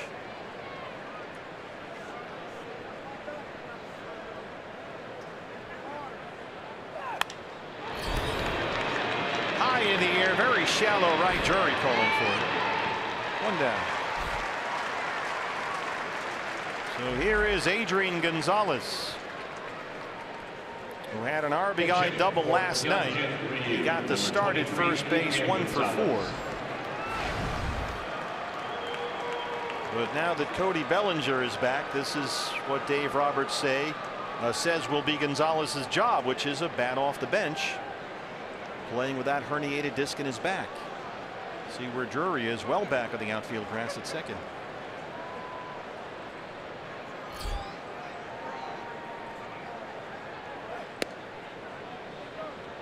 Gonzalez was out more than 2 months this summer with that herniated disc.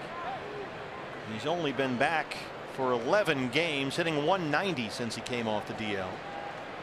And there's a ball that's trickled out onto the field in right that JD Martinez will collect. Only 60 games this year for Adrian Gonzalez. 242 and 2 home runs all year long. Those are strange numbers for him.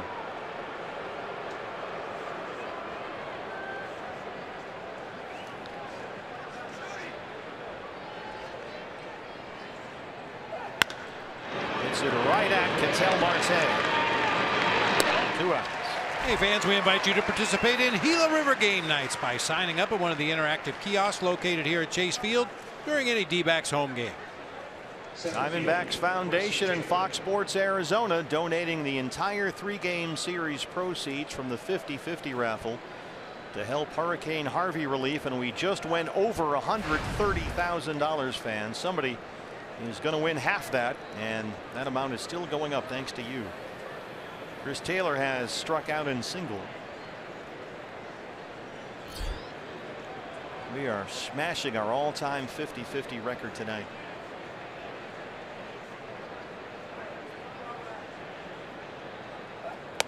This is like the Powerball when it gets way up there and everybody goes crazy and starts buying tickets at the last minute. Run out to the convenience store, buy some tickets. You can do it right from your home. You don't have to get up off the couch. How about that? Just log on dbacks.com/50-50 raffle. Diamondbacks live post-game show will have the winning number. Good hard fastball there from Robbie, and he's ahead 0-2.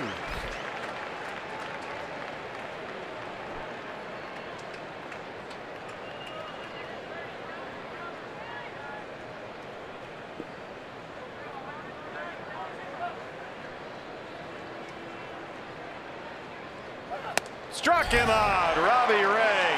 8 strikeouts and a 6-0 lead.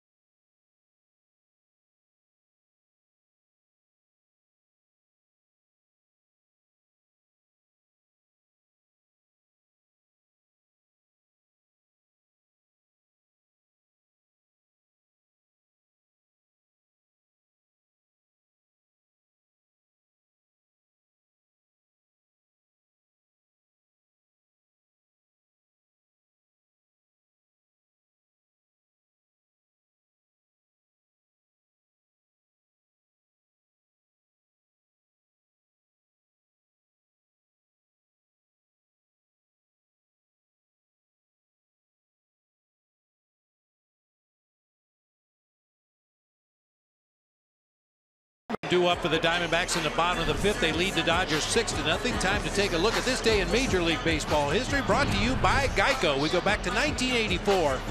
Jim Rice grounded into his 33rd double play of the season, establishing a new Major League mark. I did a little research. Jim Rice had a 4-year stretch where he grounded into 29, 31, 36 and 35 double plays, 131 double plays in 4 years. He's a Hall of Famer. He's a Hall of Famer, but the guy who is atop the list for career double plays grounded into is an active player. Oh, that's a good one. Oh, give me a minute. I'll give you a minute. Here's the lefty, Tony. Give it up for Randy Watson, who's out to start the 5th inning. Diamondbacks made short work of Hyunjin Ryu. And Brandon Drury leads off the home half of the 5th. So the career leader in hitting into double plays is still an active player. Still an active player. The next 7 on the list are all in the Hall of Fame and retired.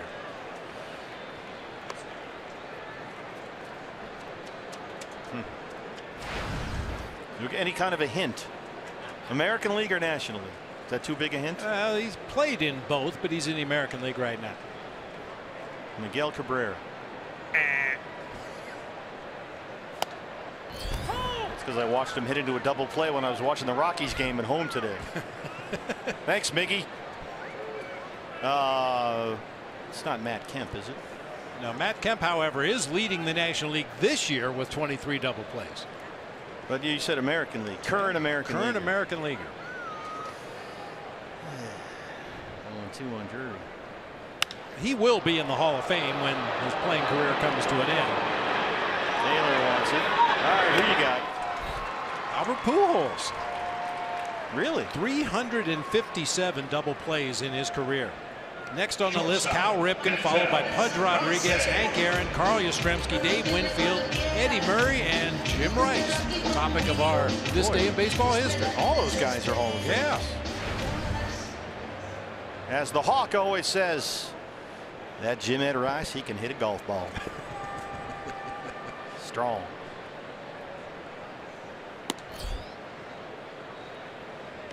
You know who the greatest of all time was, though?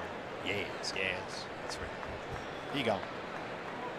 Yes, just had a birthday. Yeah. I was hoping that might be this day in history. That was last week, I think, but I think it fell through the cracks. Yeah, usually I try to highlight Yaz for you. I know. Some catcher probably did something that day, and that was it. Caught 2 pop-ups in 1 inning. Marte has singled and flied out. He's 1 for 2 back in the lineup, coming off that left hamstring problem.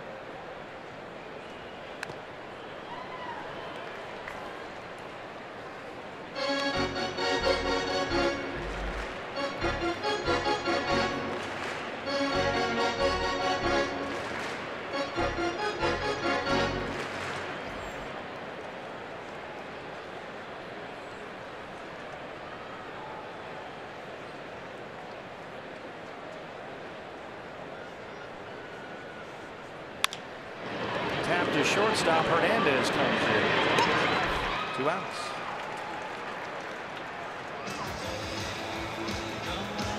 Well, fans, anytime the D-backs score 5 runs or more, like tonight, Taco Bell is giving away 3 free tacos with the purchase of a large drink between 4 and 6 the following day at participating locations.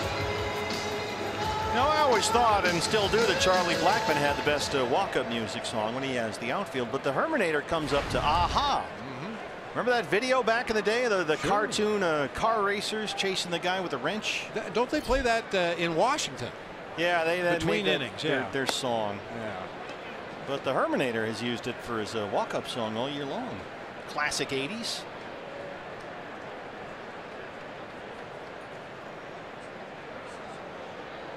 Chris homered his last time up, his 9th of the year.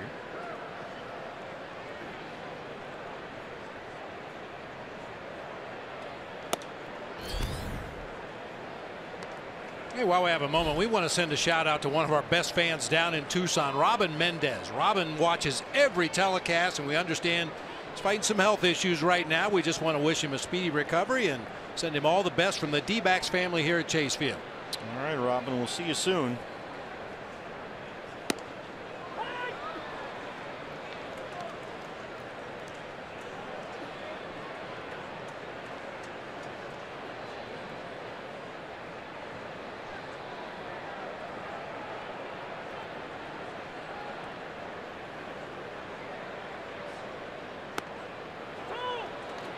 Sliders to strike, and it's 2-2 on Chris Herman. The pitcher Robbie Ray on deck.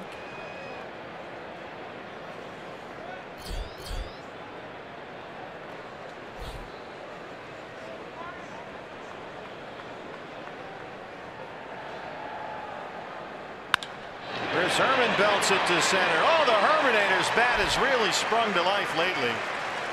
Walked twice, had a 2-run single in his start Sunday in the win over the Giants. Back here again tonight. He's got a home run and a single. And they clear the pitcher spot. Here's Robbie Ray. Although Robbie singled his last time. He comes up to old Blue Eyes. Love it. In other words, If you had Robbie Ray pitching against Todd Frazier. oh, only in New Jersey.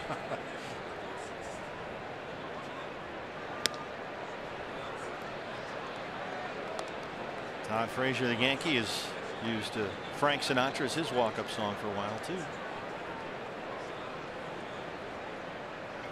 Zach Greinke goes tomorrow afternoon against Kenta Maeda. Hopefully the Diamondbacks will be going for the sweep. How about that? It's the fight for postseason. Rockies have already lost. So this is a big one. You can gain a game if you can win this one.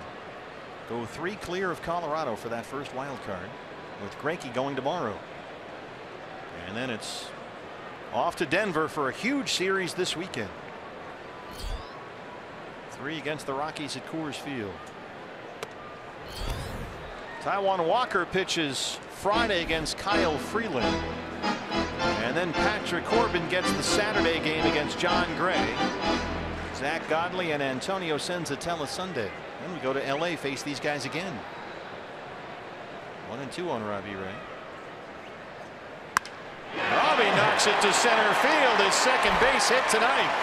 A pair of 2-out singles from the 8 and 9 hitters. A little smile from Zach Greinke. He swings the bat a little bit himself. Robbie Ray with 2 knocks in the ball game. Guys at the bottom of the order doing a nice job today. Ketel Marte with a single. Chris Herman with a homer and a single. Drove in the run, obviously. And Robbie Ray with 2 singles and scored a run. Yeah, let's see. Everybody has a base hit except J.D. Martinez, who's 0 for 2 with a walk. J.D. has scored a run. But the Diamondbacks so far 6 runs on 10 hits. So the offense, we've been waiting for 6 weeks it seems, but last night 7 runs, 10 hits. Tonight so far 6 runs, 10 hits. The offense coming around. Yeah, you said it earlier, partner. The Diamondbacks have played the Dodgers tough all season. Right now they've scored 72 runs against the Dodgers. The Dodgers have scored 64 against the Diamondbacks. I'm telling you, they want no part of the D-backs in that first round, because the winner of the wild card is going to get LA. And in a short series, the Diamondbacks can beat these guys. Those 72 runs that the Diamondbacks have scored against Dodger pitching are the most by any team against the Dodgers.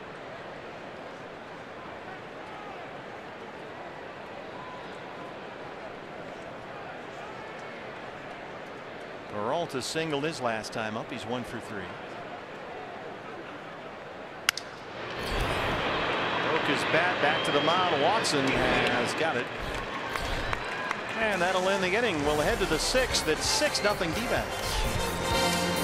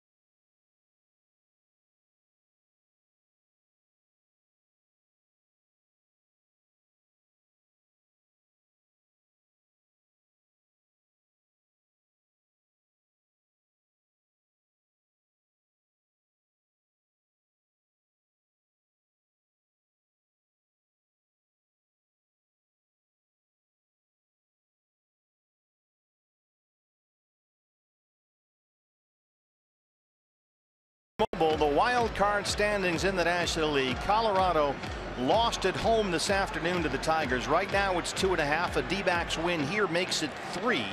Milwaukee 3 behind Colorado. Both Miami and St. Louis are 5.5 back. So this is a big one. At 3 clear of the Rockies. That's a nice cushion.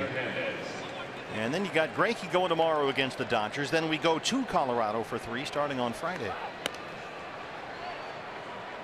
This is the fight for postseason. Only 30 games to go. This is game 133 this year.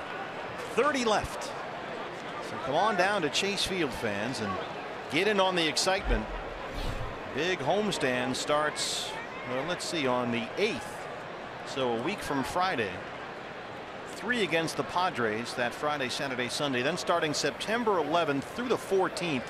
4 against the Rockies here at Chase Field, and those 4 games will be huge. So get on board. dbacks.com/tickets. It's the fight for postseason. Kike Hernandez 0 for 2 leads off the 6th against Robbie Ray. Robbie so far 5 scoreless innings. He's given up only 2 hits. He's walked 2. He's got 8 strikeouts. 0-2. Another 0-2 count for Robbie Ray. He's been ahead of these Dodgers all night long. His 10th 0-2 count of the night. He has put up some really big strikeout numbers against these Dodgers this year.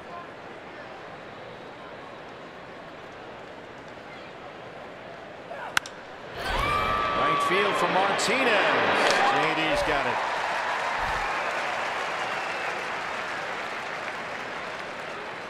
Robbie coming into this start tonight had pitched 17 1/3 innings against the Dodgers, and he had 29 strikeouts in those 17 1/3. Through 5 innings tonight, he's punched out 8. Turner 0 for 2.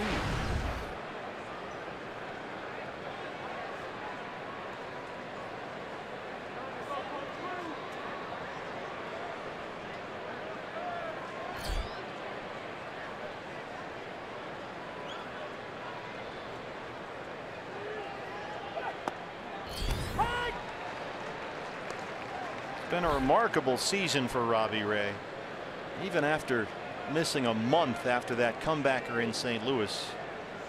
He is 8-2 in his last 13 starts.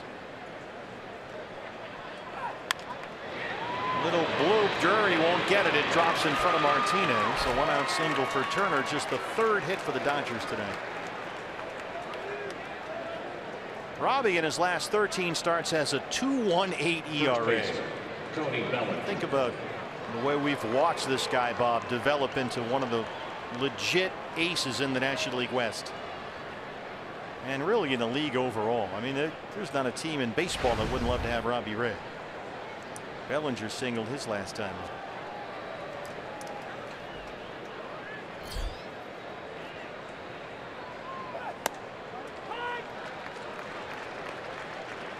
Bellinger reinstated from the DL before the game today. He missed LA's last 9 games with a right ankle sprain.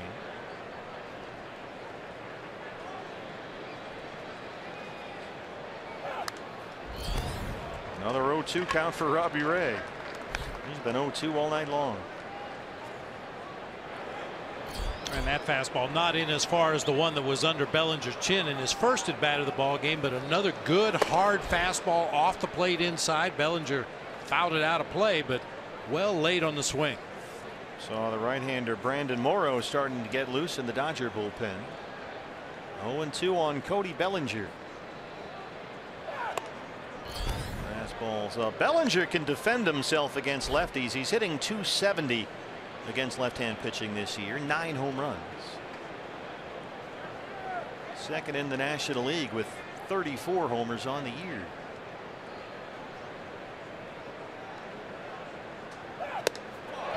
Chased a high heater. 9 strikeouts. 2 down in the 6th. He's got Bellinger in that rocking chair now. Pushed him off the plate with fastballs in, throws fastballs away, back in with fastballs, and Bellinger's been guessing wrong on every one of them. Logan Forsythe has walked and struck out. I'll tell you what, you need a game 1 starter against these guys in the division series at LA. For me, it's Robbie Ray. He has been really tough on this team all year long. How about that? 0-1, 0-2 all night. And of his 9 strikeouts, 3 of them have come on 3 pitches and 2 more on 4 pitches.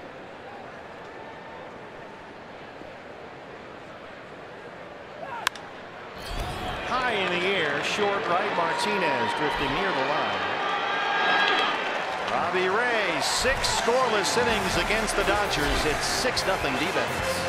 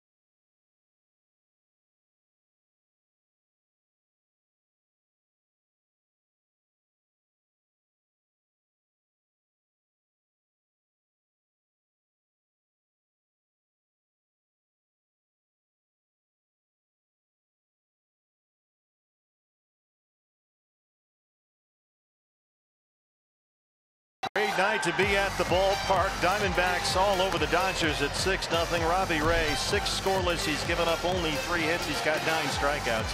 And fans, will remind you one last time, in every game of this series, all the funds raised in our D-backs 50-50 charity raffle go to benefit Hurricane Harvey relief in the Houston area. And you can play along with us here at Chase Field from home online for your chance to help. And you can win half of what is by far a record pot. This is #1 all time. Buy your tickets, dbacks.com/50-50 raffle. If the website gets a little fussy, hang in, just hit refresh. It is working. It's all fine. It's just getting overloaded right now because the response from our fans has just been so amazing. And we'll have the winning number after the ball game tonight on Diamondbacks Live, presented by CenturyLink. That's the post-game show, and I can tell you right now, as Brandon Morrow comes out to start the 6th inning, the previous record was about $100,000. Right now it's at $137,000 and counting. Last night, because of the efforts of the Diamondbacks Foundation and Fox Sports Arizona, which matched the total, we raised over $80,000 last night. We're going to do a whole lot better than that tonight, and it all goes to benefit everyone in Houston for Hurricane Harvey relief. So keep it going, fans. It has been unbelievable. And we really shouldn't be surprised, partner. Every time we've asked D-backs fans to step up for whatever the cause, they have responded in large numbers like tonight, and we can't tell you how much we appreciate it. You know, Bob, one of the great things is it all goes to help other people in another part of the country who are just going through this horrific flooding. The way we stepped up and everybody pitched in and got together as a community, as a state after the Yarnell tragedy, that was special. This is special for other reasons, but boy, the Diamondback fans have been tremendous. $137,000, a #1 all-time record for the 50-50 raffle tonight, and we'll do it again tomorrow. Yeah. And again tomorrow. All the proceeds will be matched by the Diamondbacks Foundation and Fox Sports Arizona. Here's Adam Rosales. Hits that one right to Hernandez at shortstop. One down for Morrow.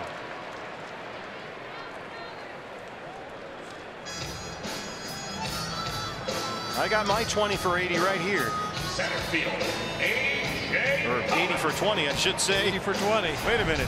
Oh, wait, I paid $80. I only got 20 numbers. Fell right into our trap. No wonder the pot's so high. Now you pay $20 and you get 80 numbers. See, the mistake was I gave it to one of your staff who purchased the ticket for me because I was busy with the broadcasting duties, and I see what he's done now. You're just lucky you got any numbers back. I got my 20 and took off.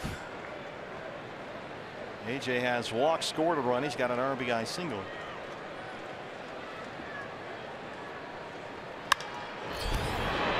In the air right field for Yasiel Puig. Hey fans, if you weren't sure, I'm going to tell you right now that the fight for the postseason is definitely here. The Colorado Rockies will return to Chase Field next month, September 11th through the 14th, and every game counts. Don't miss the D-backs Rockies as they battle for a spot in the postseason. Get excellent lower level seats now at dbacks.com. Yeah, fans, get on these tickets in September. It's going to be quite a month.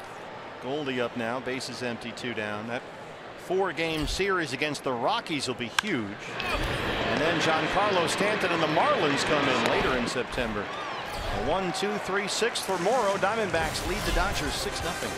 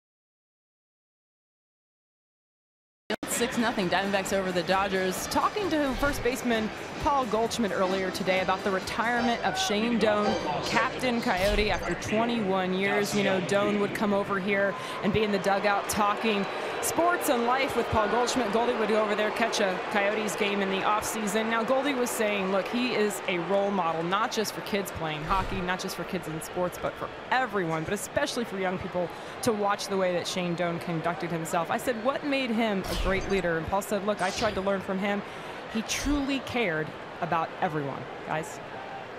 Yeah, we were lucky enough, Jody, to have Donor up here in our booth a couple of times. He's just a joy to be around. And the way he's represented the state has been first class all the way. Three down the line, and it's foul in the bullpen. So he's hit, let's see, one to the left field corner in the upper deck, just foul, and now one to the right field corner of the bullpen, just foul.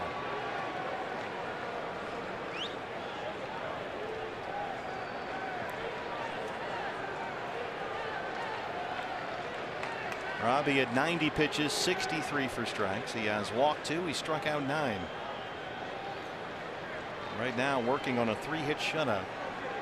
I would beg to differ with Goldie. I don't think Donor cares about everybody. Otherwise, he wouldn't have alerted the neighborhood that I was going to give out full-size candy bars on Halloween. You are still bitter. I had to go back to the grocery store. Load up on full-size candy bars because Donor told everybody I was going to give them out.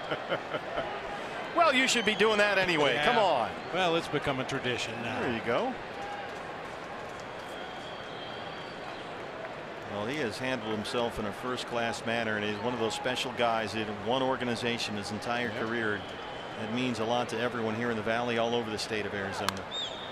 I don't think people in the Valley realize how lucky they are to have 2 role models like Goldie and Shane Doan representing the 2 of the organizations here in town in a way that just is unrivaled. I mean, if you know, there's always that saying, you know, there's a Mount Rushmore of sports for a particular area. Well, here in the Valley, Donor would have to be up there. 0-2 on Puig. Got him. 10 strikeouts for Robbie Ray. Have a seat.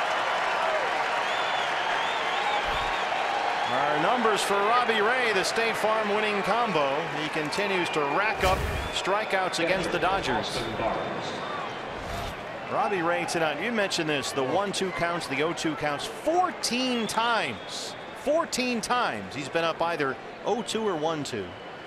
8 times he's retired the hitter on 3 or fewer pitches. Remember when Robbie Ray first came up here, he would never retire anybody on 3 or fewer pitches. It took him forever to put guys away. Foul ball, foul ball, foul ball. And you look at the way he's evolved now, Robbie Ray, and still getting better and better. He's only 25 years old. Austin Barnes 0 for 2.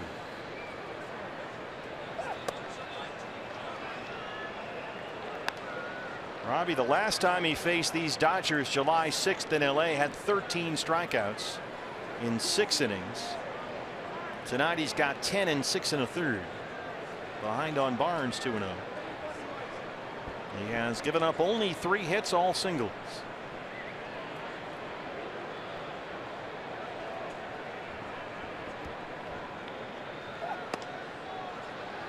How about this, partner? In the entire season, from opening day until tonight, this is the most 0-2 counts a pitcher has had all season. Danny Salazar had a game when he had 10 0-2 counts. Robbie Ray with 12 tonight. The most in the majors. Yeah. Wow.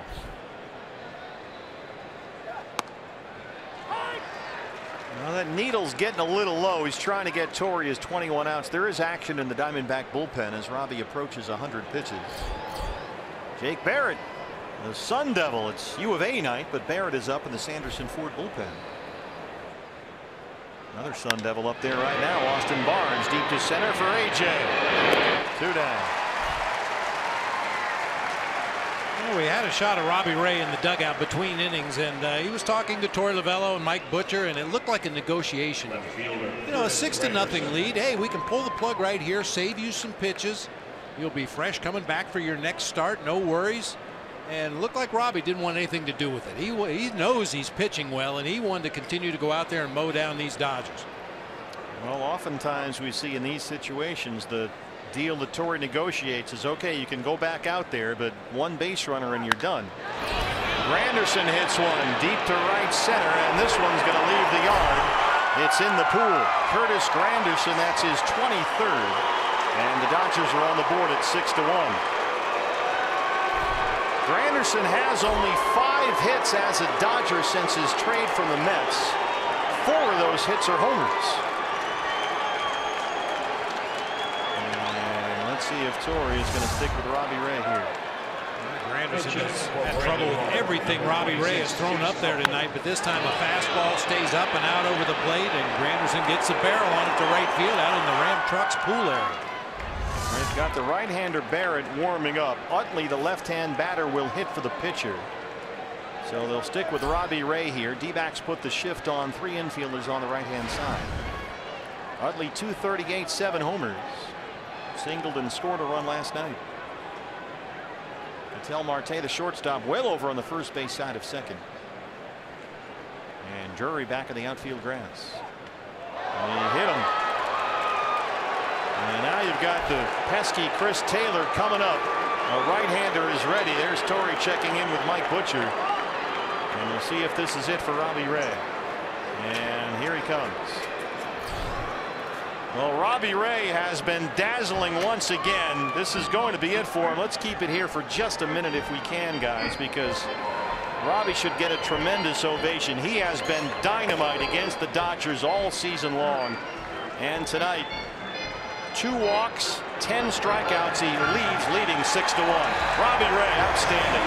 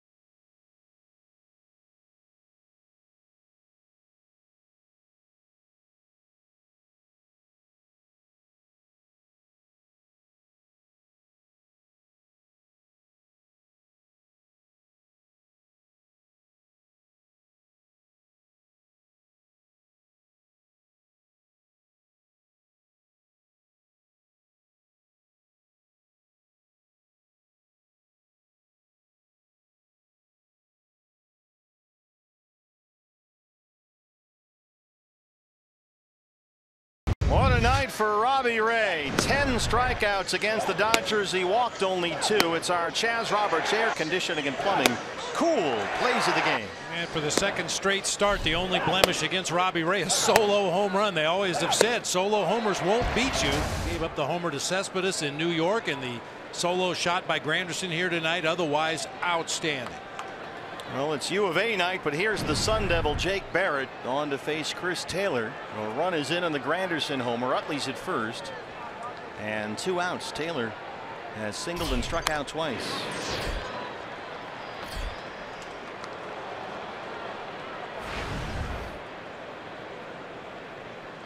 I got a stat for you. Okay. Robbie Ray in his last 2 starts against the Dodgers, which was, let's see, July 6th and tonight. 12 2/3 innings, 23 strikeouts. 23 Dodgers struck out in 12 2/3.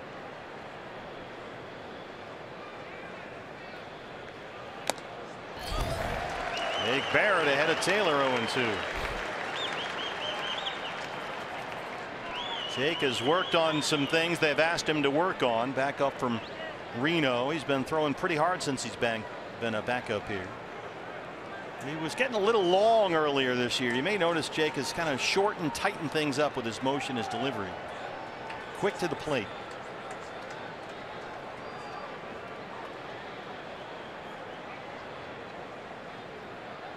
Just coming at you pretty straightforward there. Missed at 97, 1-2.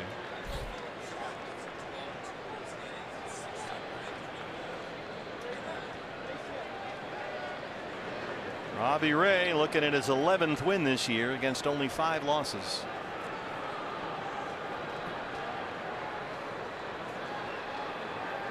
Well, you heard Jody talking about how Robbie is with the headsets and sort of in the zone before the start. He's a whole different guy afterward. I mean, we'll be on the road and Robbie will get on the bus from the hotel to the ballpark and he's got his headsets on and he's just got that laser focus, and as Jody told us earlier, he's at his locker, the headphones are on and he's all locked in. But now that he's out of there and he's pitched to beauty, boy, you can relax and take a breath. You can see it in his face. And he was dynamite tonight.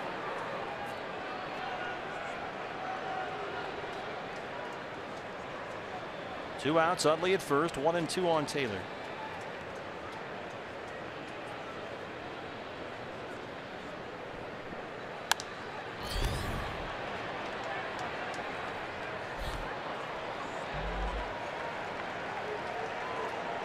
Those last 2 starts against the Dodgers you mentioned, averaging, well, not averaging, 16.3 strikeouts per 9 innings. Is that good? That's pretty good.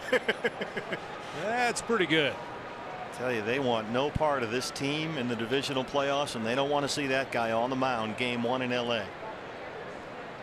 Because as good as he was here at home tonight, he's been twice as good on the road. His numbers on the road this year, Robbie Ray, are outstanding.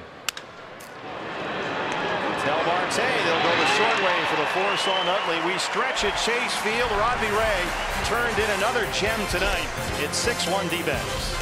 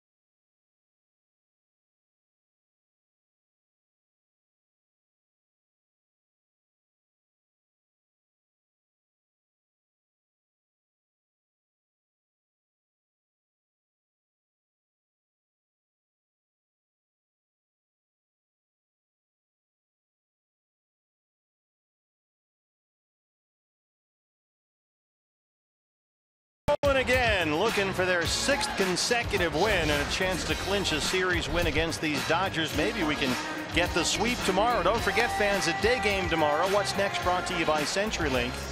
High noon Diamondbacks live pregame show on Fox Sports Arizona. Zach Greinke against Kenta Maeda.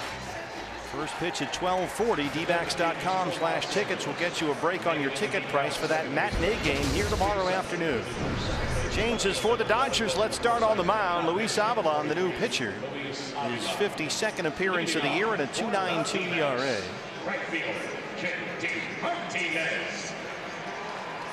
Chase Utley, who hit in the 9th spot, stays in the game. He takes over at second base. Logan Forsythe moves out to left field, replacing Curtis Granderson. Granderson slides to center, and Taylor comes out of the ball game. Here's J.D. Martinez. He walked and scored in the third. He's 0 for 2.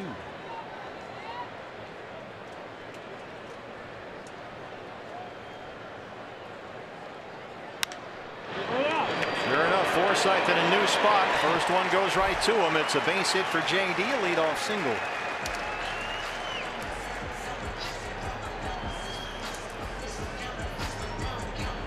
D-backs trying to win 6 consecutive games for the first time since the middle of June when they won 7 straight.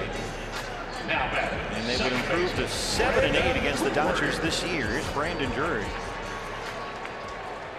Brandon had an RBI triple in the third. He's 1 for 3. Missed to tie a ribbon on that Robbie Ray outing, partner, and you pointed this out all the time. Robbie is only 25 years old. Man, that was a great trade. Part of the 3-team deal that sent Didi Gregorius to the Yankees. It was tough to lose Didi. He was a real favorite here, and he's blossomed into a terrific major league shortstop. Sure has. Replacing Derek Jeter with the Yankees. But boy, Robbie Ray has turned into an ace, and a left-handed ace at that.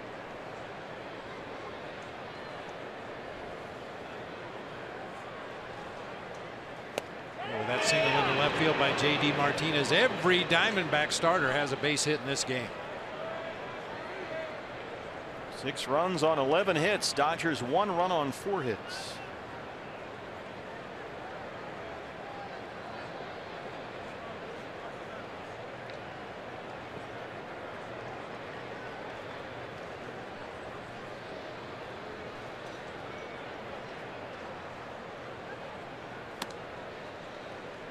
Changeup got away from Avalon, and it's 1-2 on Brandon Drury.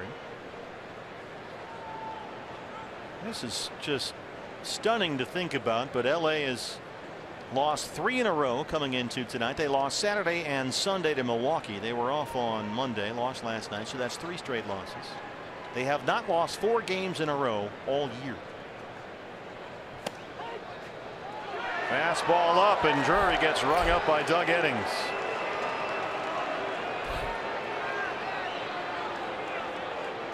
Shortstop, Ketel Marte. Avalon looked like a cut of fastball in there. Started it over the heart of the plate, moves in a little bit. Right at the top of the zone.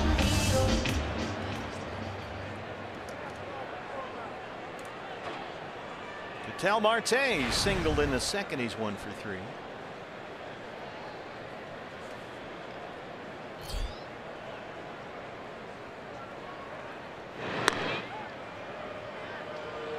You know, I kind of like the idea that umpires will call pitches like that for strikes. And not against the Diamondbacks necessarily, of course, but I think it encourages a quicker game. It encourages hitters to swing, put the ball in play more often, and to get away from the 3 true outcomes: the walk, the strikeout, the home run, which is really hurting the game right now. There was an umpire back in the day, Frank Pulley, and Frank had a reputation of calling a huge strike zone in the first couple 3 innings of a ball game. I mean, if it was close, Frank had his arm up in the air, but you knew when Frank Pulley was behind the plate, you better swing the bat. Turner at third, Utley at second, and they turn it. We'll head to the 8th inning at 6-1 D-backs.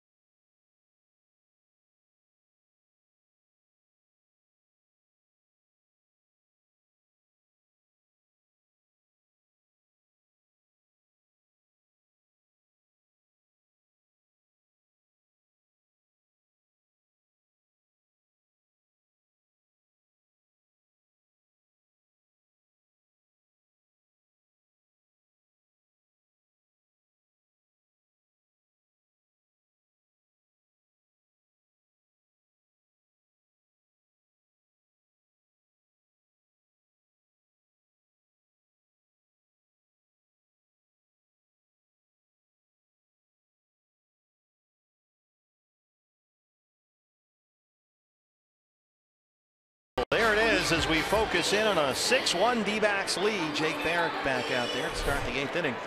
Fans, you can help people affected by Hurricane Harvey by visiting redcross.org or texting the word Harvey, H-A-R-V-E-Y, to 90999. That's text Harvey to 90999. And when you do that, you'll make a $10 donation, which helps the Red Cross prepare for, respond to, and help people recover from this terrible disaster.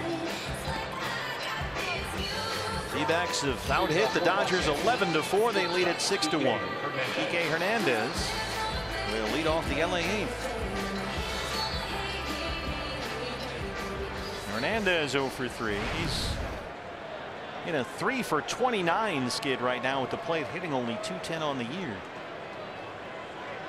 Once again, Corey Seager, Dave Roberts confirmed last night, will not play in the field this series, so it's been mostly Hernandez at shortstop. Seager has a sore throwing elbow. That's his right elbow, and is available only for the time being as a pinch hitter. He can hit with a bad elbow, he just can't throw. Something that's been bothering the Dodgers shortstop for a couple of weeks now. So that'll be an interesting development.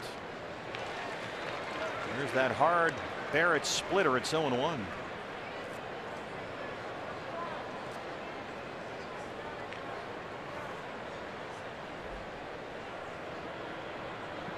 Our friend Mike Bauer, I thought, made an excellent point before the game today down on the field. Last night, speaking of Jake Barrett, ASU night here at the ballpark. Sun Devils really stepped up. We had the ASU t-shirts. Well, tonight it's U of A night here, and we have U of A Diamondback t-shirts. And the Wildcats have been heard from as well at 6-1. So Mike kind of challenged all the U of A people. Yeah. Okay, what do you got? Called them out. Yeah, he did. It was a bold move, I thought. But that's all part of Mike Bauer's confrontational style. He kind of likes to get in your face. We've had him up here in the booth. It's kind of like the McLaughlin group used to be. Remember that? Vaguely, yeah. Bob Brenly, wrong. 2-1.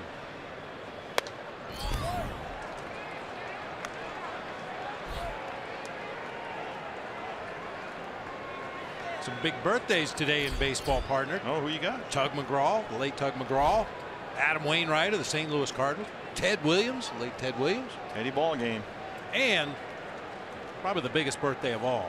Uh-oh. Celebrating his 61st birthday today, as that was fouled out of play. Scott Brown. Scott Brown pitched for the Cincinnati Reds back in 1981 and gave up my first base hit in the major leagues. Should have sent him a card. You should send him one every year. I can tell you this, it'll be Tom Candiotti's birthday tomorrow night. Yeah. So Candy will be working tomorrow's game during the day on the radio side with the Governor Gray Schulte on his birthday. So happy pre-birthday to Candy, who is 60 tomorrow, as they retire Kike Hernandez.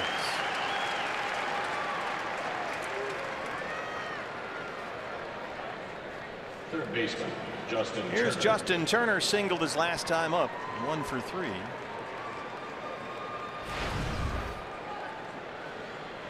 There was a guy in the seat somewhere here last night with a Tom Candiotti Dodgers jersey on.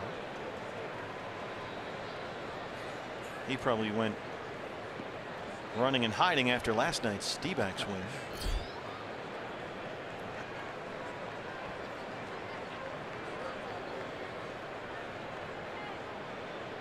Herman sets up, down and in. That one almost hit Turner. 1-0. Yeah, Justin Turner hoping to get a jump on the post-game shower. He's got his shirt halfway off already. You know, if you want to have the whole beard, the the Hobbit look going, that's one thing. But can we button that up?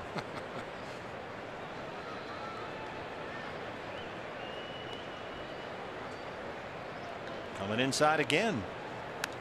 Boy, trying to get in his kitchen at 97. Jake Barrett can really bring it. I think that's been a big part of the game tonight, especially for Robbie Ray early on, and Jake Barrett in his second inning of work here, pounding that inside part of the plate. Don't let the Dodgers just dive out there and drive the ball. Keep them honest. Let's see where Chris sets up this time. They're coming back in there again. Yep. They're going to live in there. Just missed. He's burying it down in there. Didn't miss by a whole lot that time. Another thing, too, if you can get through this game without having to use Bradley or Rodney, that's another big check mark. Especially with an early game tomorrow, 12:40 start.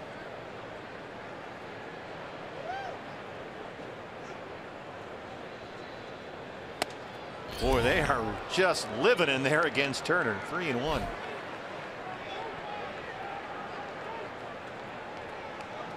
Turner second in the National League with a .328 batting average. The Sheriff, Andrew Chafin, ready in the Sanderson Ford bullpen. You've got the lefty Cody Bellinger on deck.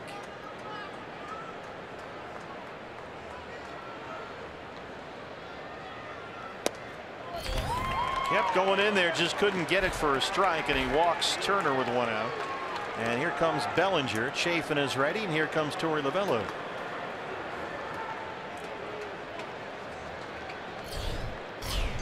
We'll take a break from Chase Field. D-backs lead the Dodgers 6-1.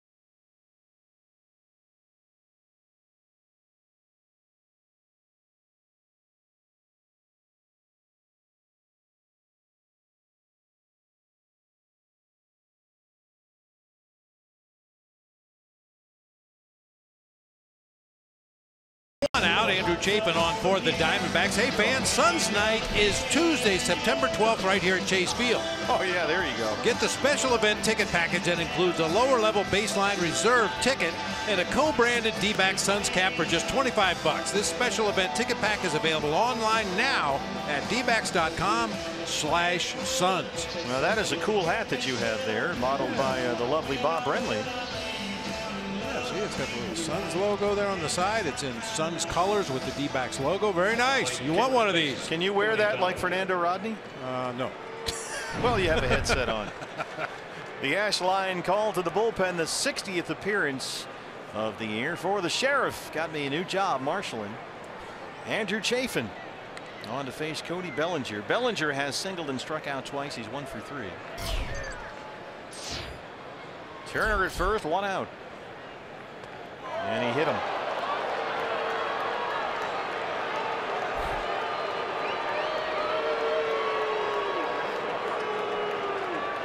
Well, you don't want this thing to get too interesting like it did last night.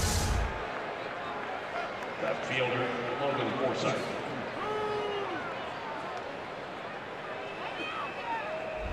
Now you've got a string of right-handers coming up for the Dodgers. Logan Forsythe and Puig behind him. 2 on and 1 out. Forsythe 0 for 2 with a walk.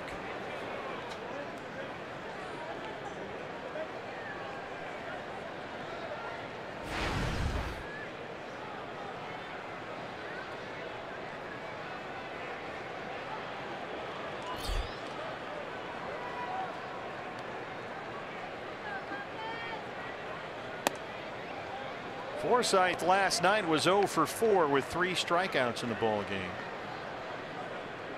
Right now he is just 3 for his last 28 at the plate. Turner at second, Bellinger at first, 1 out.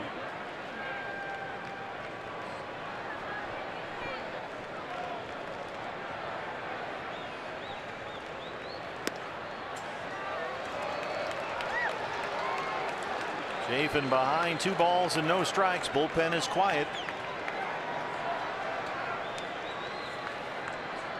Bellinger is the first batter that Andrew Chafin has plunked this year. Yeah, you know, I was just thinking that. I don't recall him doing that at all. He's only done it 4 times in his career now.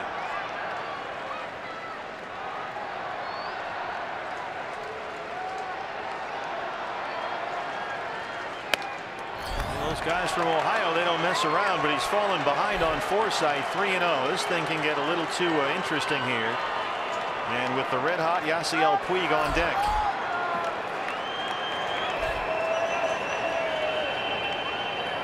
Walk to Turner. Bellinger hit by the pitch. Now 3-0 on Logan Forsythe.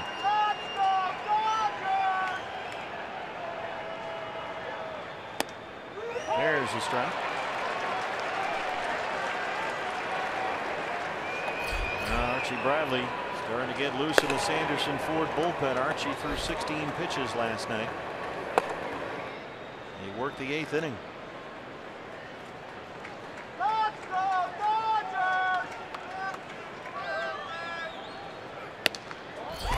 The bases are loaded with 1 out, and Puig is the hitter.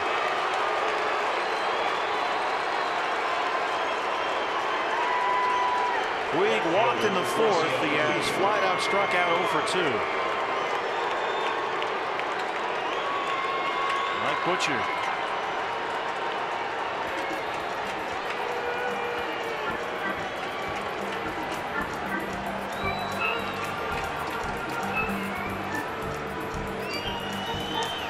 Well, you got to deal with Puig. Now keep this in mind with Yasiel Puig. He has always been a guy who hits the ball on the ground a lot. In fact, roughly half the time Puig puts the ball into play, it's a ground ball, and so he hits into a lot of double plays, and he has not hit lefties this year either.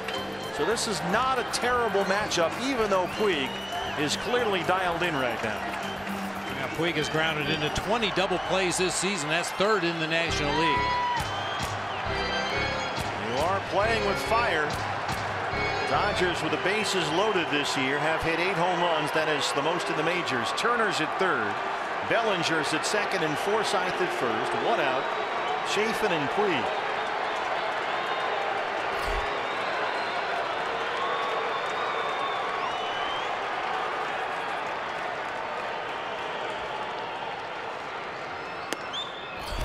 Starts him off with a fastball at the knees for strike 1.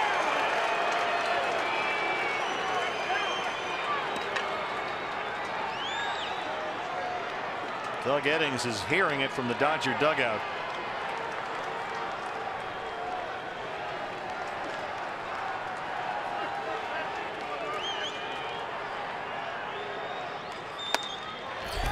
Just missed with that one. It's a ball and a strike. Puig, 11 hits in his last 8 games, including 3 home runs. He homered here last night.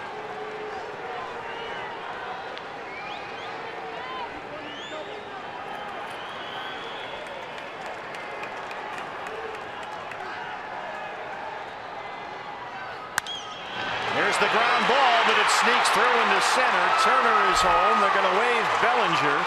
The throw is cut off, and the Dodgers have made it a 3-run lead.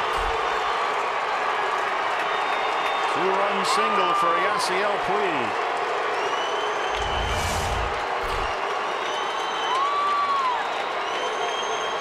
Chafin just not able to command that fastball so far tonight. Missing way off the plate away on the previous pitch, and then catching too much strike zone on that next pitch to Yasiel Puig. He grounded into center field for a couple of RBI. Well, they've got the tying run at the plate now with 1 out in the 8th inning. Here comes Torrey. Archie Bradley warming up in the bullpen. He'll check in with Doug Eddings, the plate umpire. And they will go to the right-hander here with Austin Barnes, the catcher, due up. Getting a little too close for comfort back after this.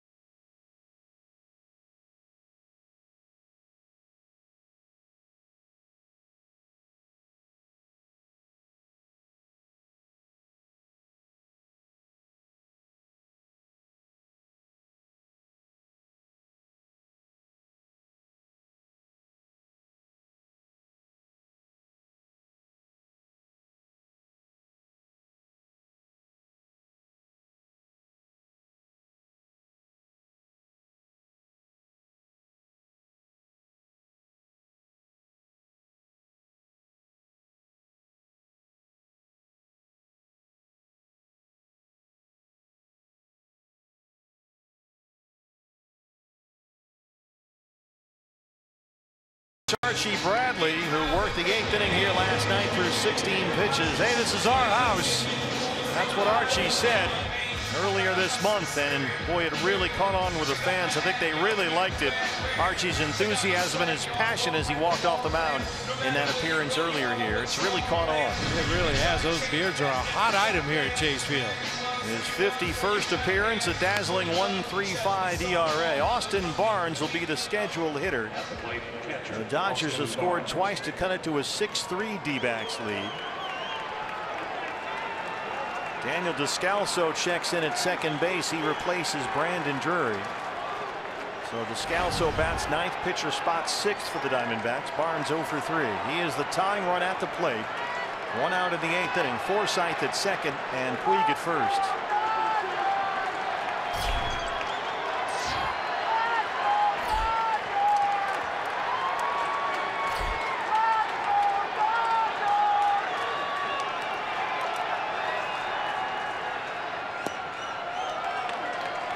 Well, you want to hand the Dodgers their first 4-game losing streak of the season. You got to earn it. There's a reason these guys have already won 91 games.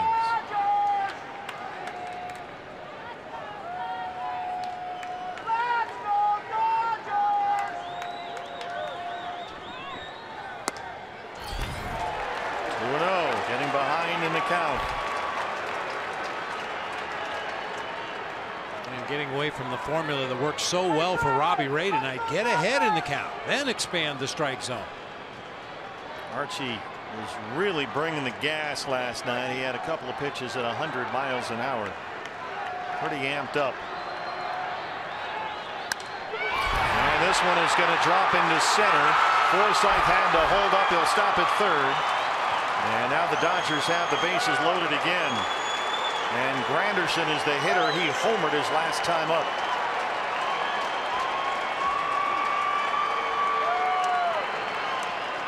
Center field, Curtis Granderson.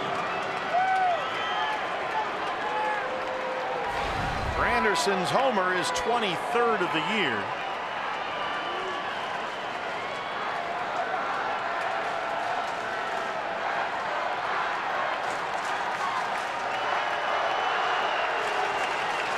Forsythe is at third.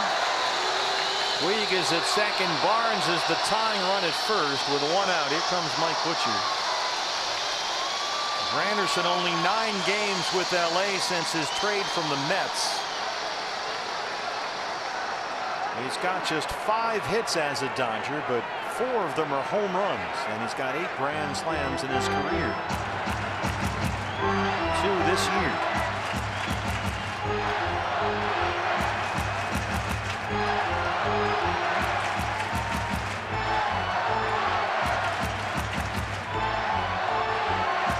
Granderson, a guy who struck out 4 times last night, punched out in his first at bat tonight against Robbie Ray. 1 for 3 with a homer. Bases full, 1 out.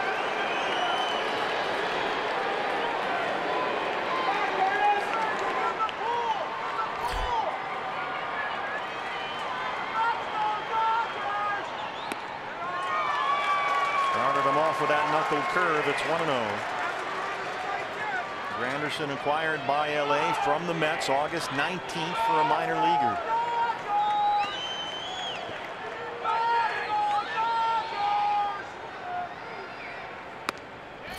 Fastball's a strike at 98, 1-1.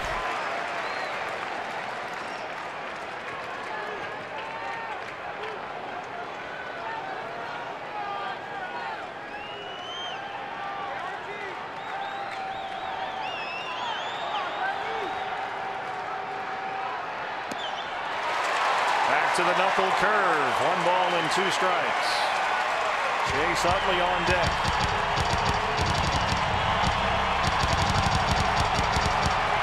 They brought in the beard.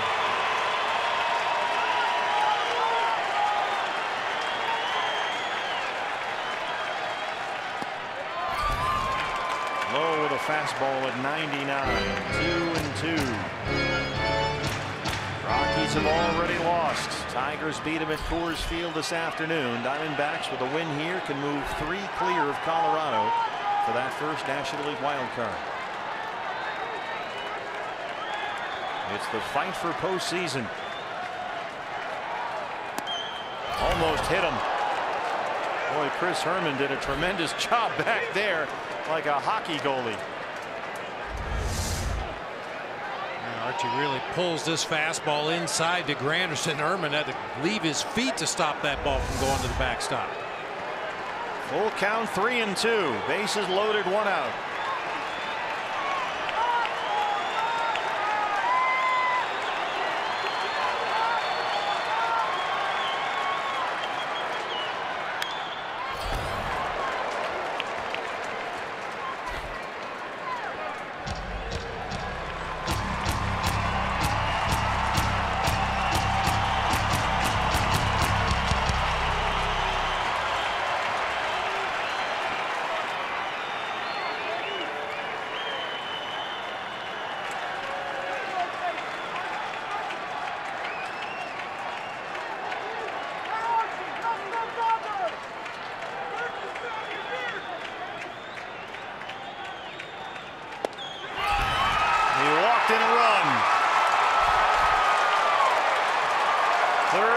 In this inning by 3 different D-backs relievers. 3 walks and a hit batter here in the 8th, and now a single can tie the ball game. Let's see how Archie went about attacking Granderson. Missed with that first curveball, then runs a fastball inside on the corner for a called strike, threw another curveball for a swinging strike, and then just couldn't find the zone with 3 fastballs in a row in the upper 90s. Right there. All 4 just could not find the zone with that fastball. He missed wide on both sides of the plate badly in that at bat.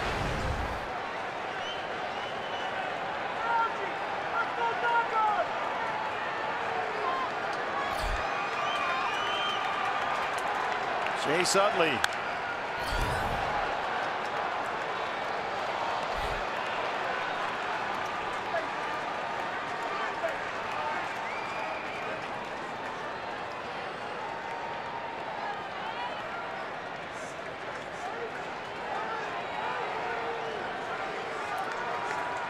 Yasiel Puig is at 3rd. Austin Barnes is the tying run at 2nd. Curtis Granderson the go-ahead run at 1st. Already 3 runs in for the Dodgers. Still only 1 out. Really lost the handle on that curveball. Archie 12 pitches, only 5 for strikes.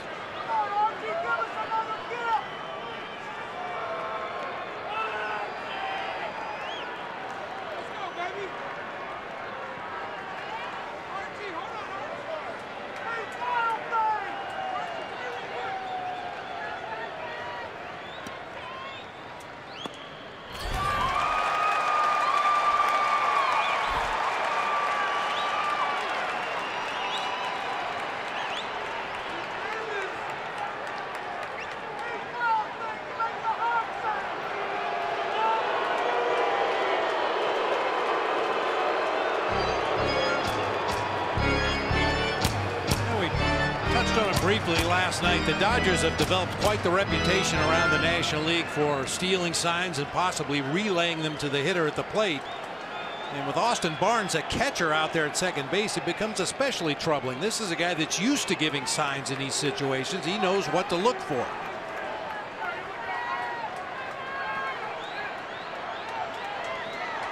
Two balls and one strike on Chase Utley.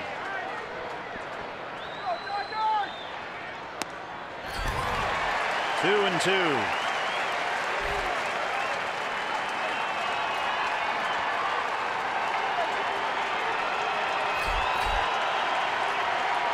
Pitcher spot is up next. That's the leadoff spot for the Dodgers, and Corey Seager with that bum elbow is in the on-deck circle.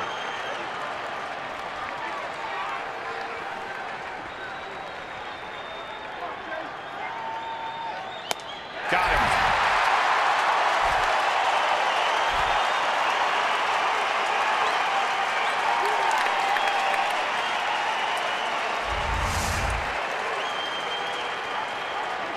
Country hardball right there. Here's my best four-seam fastball. I'm going to try to throw it right down the middle, see what you can do with it. And that time Archie was able to blow it right by Chase Utley. Well, here's the matchup. Seager is in there. One of the best hitters in the National League. Bases loaded, 2 outs. He is not playing defense in this series. You see that elbow dart on his right elbow. He's had a sore elbow for a couple of weeks now. That's his throwing elbow. It doesn't bother him, they say, when he hits. But they're not playing him in the field to try and give that elbow a break. He's up there, bases loaded. 2 outs, 3-11 with 19 home runs. He grounded out in the 9th inning against Fernando Rodney last night. That snapped a 15-game hitting streak. Seager is the 9th man to bat in the LA 8th.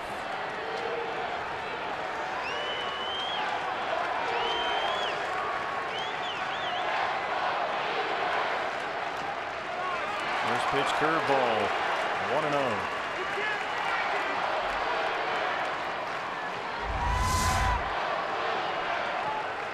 Hard curveball ends up in the dirt. Nice stop there by Chris Herman.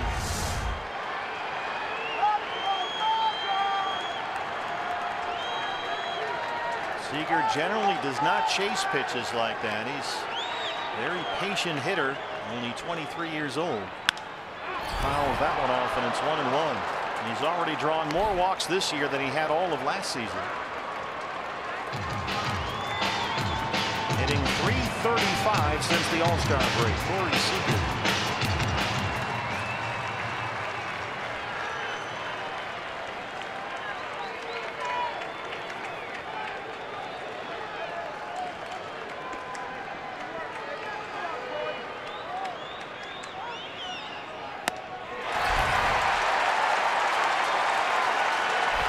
One and two. They're on their feet here at Chase. Let's get out of this mess.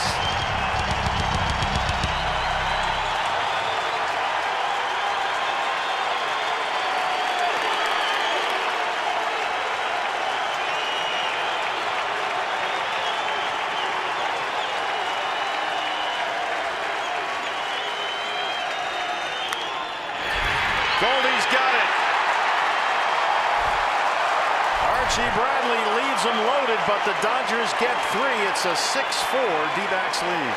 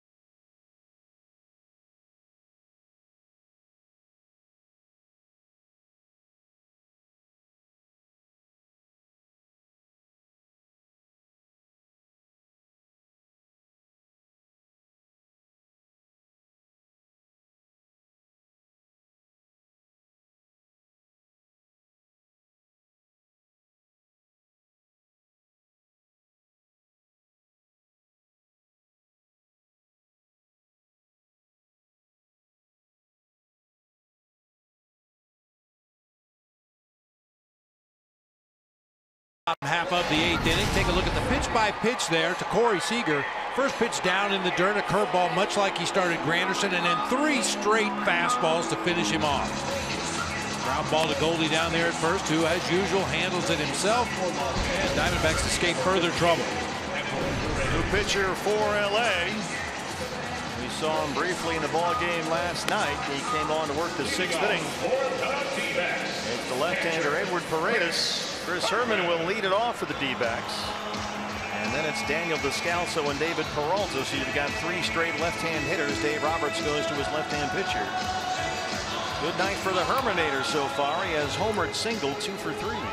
Chris Herman hitting in the 8th spot with the homer and the single. Robbie Ray hitting in the 9th spot with 2 base hits, scored a run. Combined 4 for 6 on the night from your 8 and 9 hitters.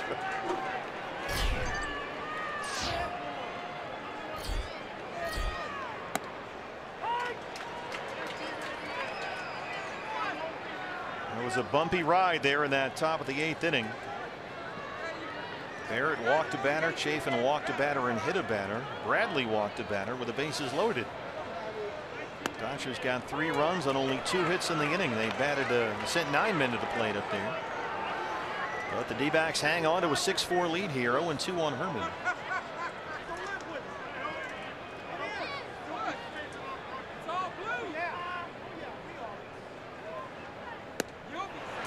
And Chris strikes out, 1 down.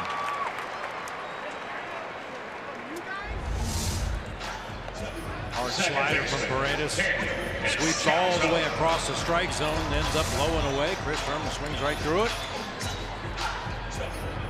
Well, remember how we said it'd be nice to get through this one without pitching Bradley and Rodney? Well, kiss that goodbye. Archie got us out of that jam in the 8th, and here's Fernando Rodney warming up in the Sanderson Ford bullpen after he got his 33rd save of the year last night. Doug Eddings says strike 1 on Descalso, 242, 8 homers.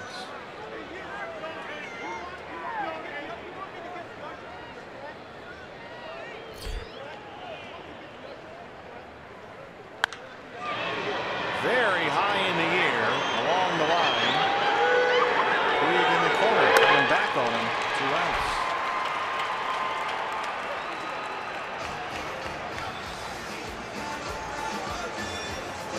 Well, it was Bradley and Rodney last night.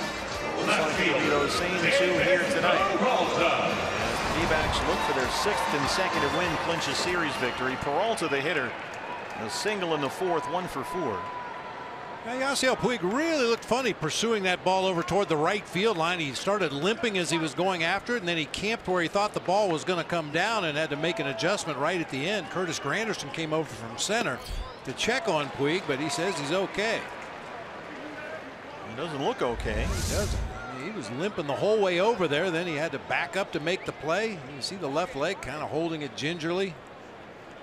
Granderson came all the way over from center to see if he was all right.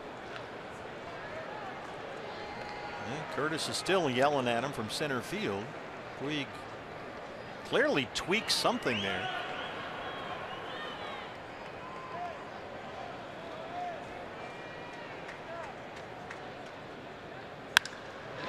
Slicing the other way and drifting foul toward the pole. Yeah, when Dave Roberts saw his right fielder limping around out there, he started out in that direction and then stopped at the end of the dugout to talk it over with the trainer. Now he's headed back to his normal perch down there close to home plate.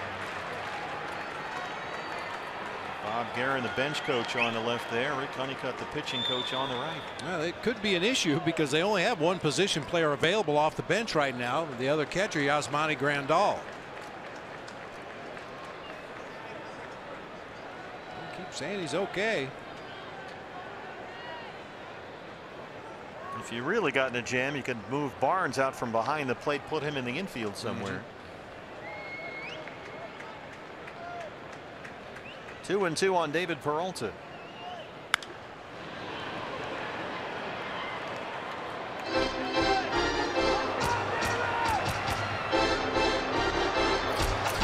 Gonzalez, who homered in the 1st, is on deck. He would be next. Torey Lovello doing what he does, one-on-one conversations.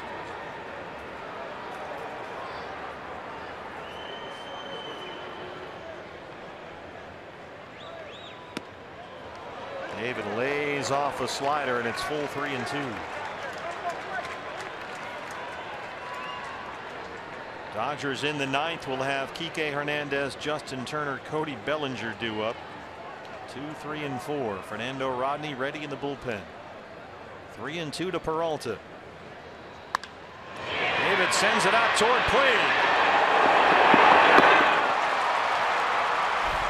Well, here we go. Buckle up for the second night in a row. It's Fernando Rodney. Last night he got save number 33.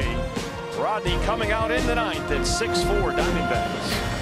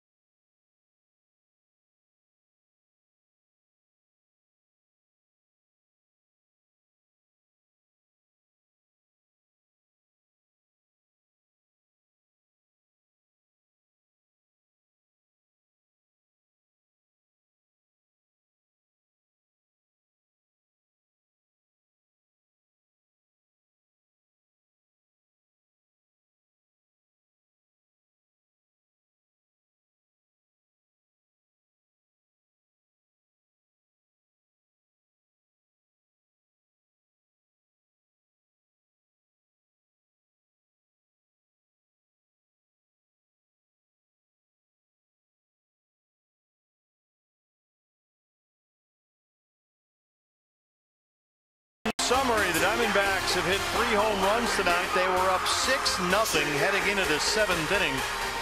But LA once again has made a game of it. 1 in the 7th, 3 in the 8th. And here is Fernando Rodney with a 6-4 lead as we start the 9th inning. Rodney on Players Weekend, his nickname was Benjamin, his father's middle name, his late father, who he honored with his cap right there. The Ashline call to the bullpen. This is appearance number 50. He got his 33rd save last night. Rodney has saved 12 consecutive ball games. He's 12 for 12 in his last 12 chances. And they're going to need him to do it one more time after he threw 31 pitches last night. And he's facing some of the big boys here. Kike Hernandez, and then it's Justin Turner and Cody Bellinger. But Grandal is in the on-deck circle, and he will hit for Hernandez, apparently.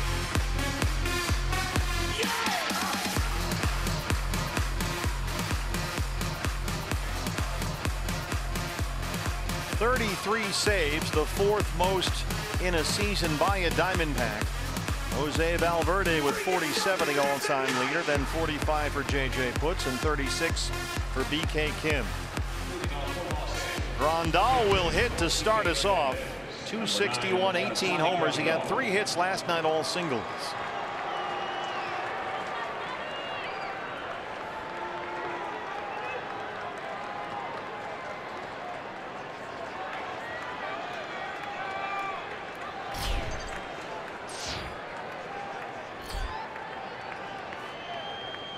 So here we go again.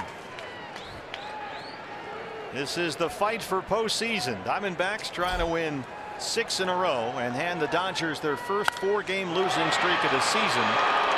Martinez in right. 1 pitch, 1 out.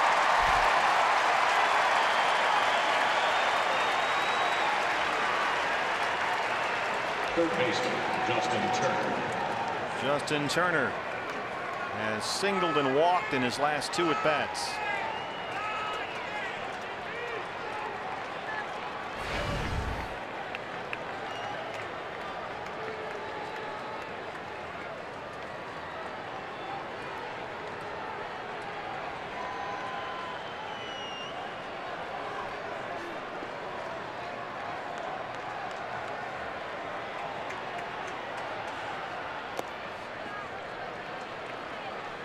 There's a slider from Fernando Rodney. threw several sliders in the ball game last night, a pitch that he usually doesn't throw. Yeah, it's kind of a new weapon for him. We've seen it the last couple of outings. He doesn't throw a lot of them, but he gets those guys that like that first pitch fastball. Get a swing and a miss. Comes in with a fastball and gets a strike.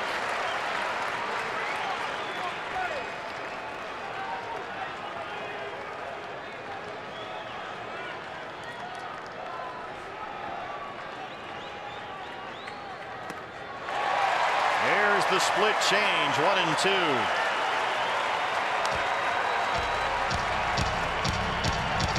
Another game tomorrow, fans. If you can get down here, it's a 12:40 start. We'll get you a break on your ticket price with matinee pricing. Come on down. 12:40. Zach Greinke against Kenta Maeda in the series finale. 1-2 on Justin Turner.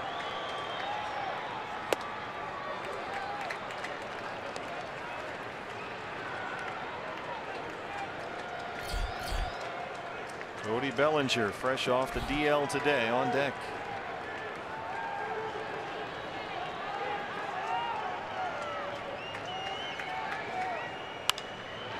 Fly ball to right. Martinez.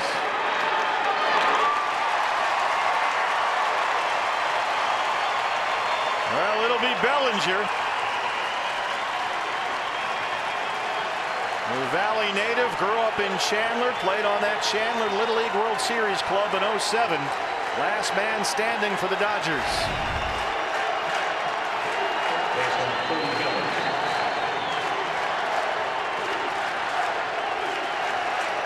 Diamondbacks trying to hand LA their 4th consecutive loss.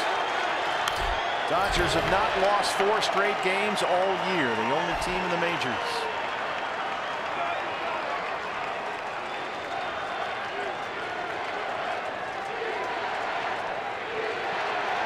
See the defensive alignment against Bellinger. Marte, the shortstop, on the first base side of second.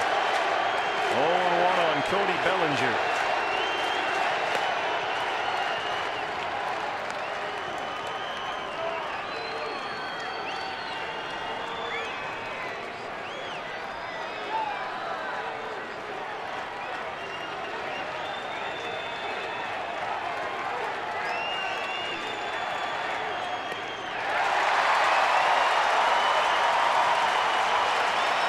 A strike away for Rodney. Bugs Bunny changeup. Bellinger ends up going down to a knee. Lost his balance trying to swing so hard at that pitch.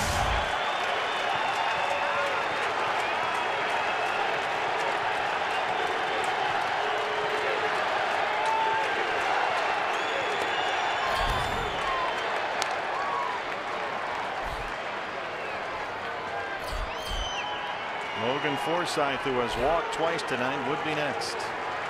2 balls and 2 strikes, 2 outs. Got him. There goes the arrow. That is save number 34 for Fernando Rodney. The Diamondbacks clinch a series win over the Dodgers. They have won 6 in a row, 8 of their last 9, and they now hold a 3-game lead over Colorado for that first National League wild card. Starting to see a lot of the same things we saw in the first half of the season. Some shock and awe offense in that first inning, and just a tremendous starting performance by Robbie Ray tonight.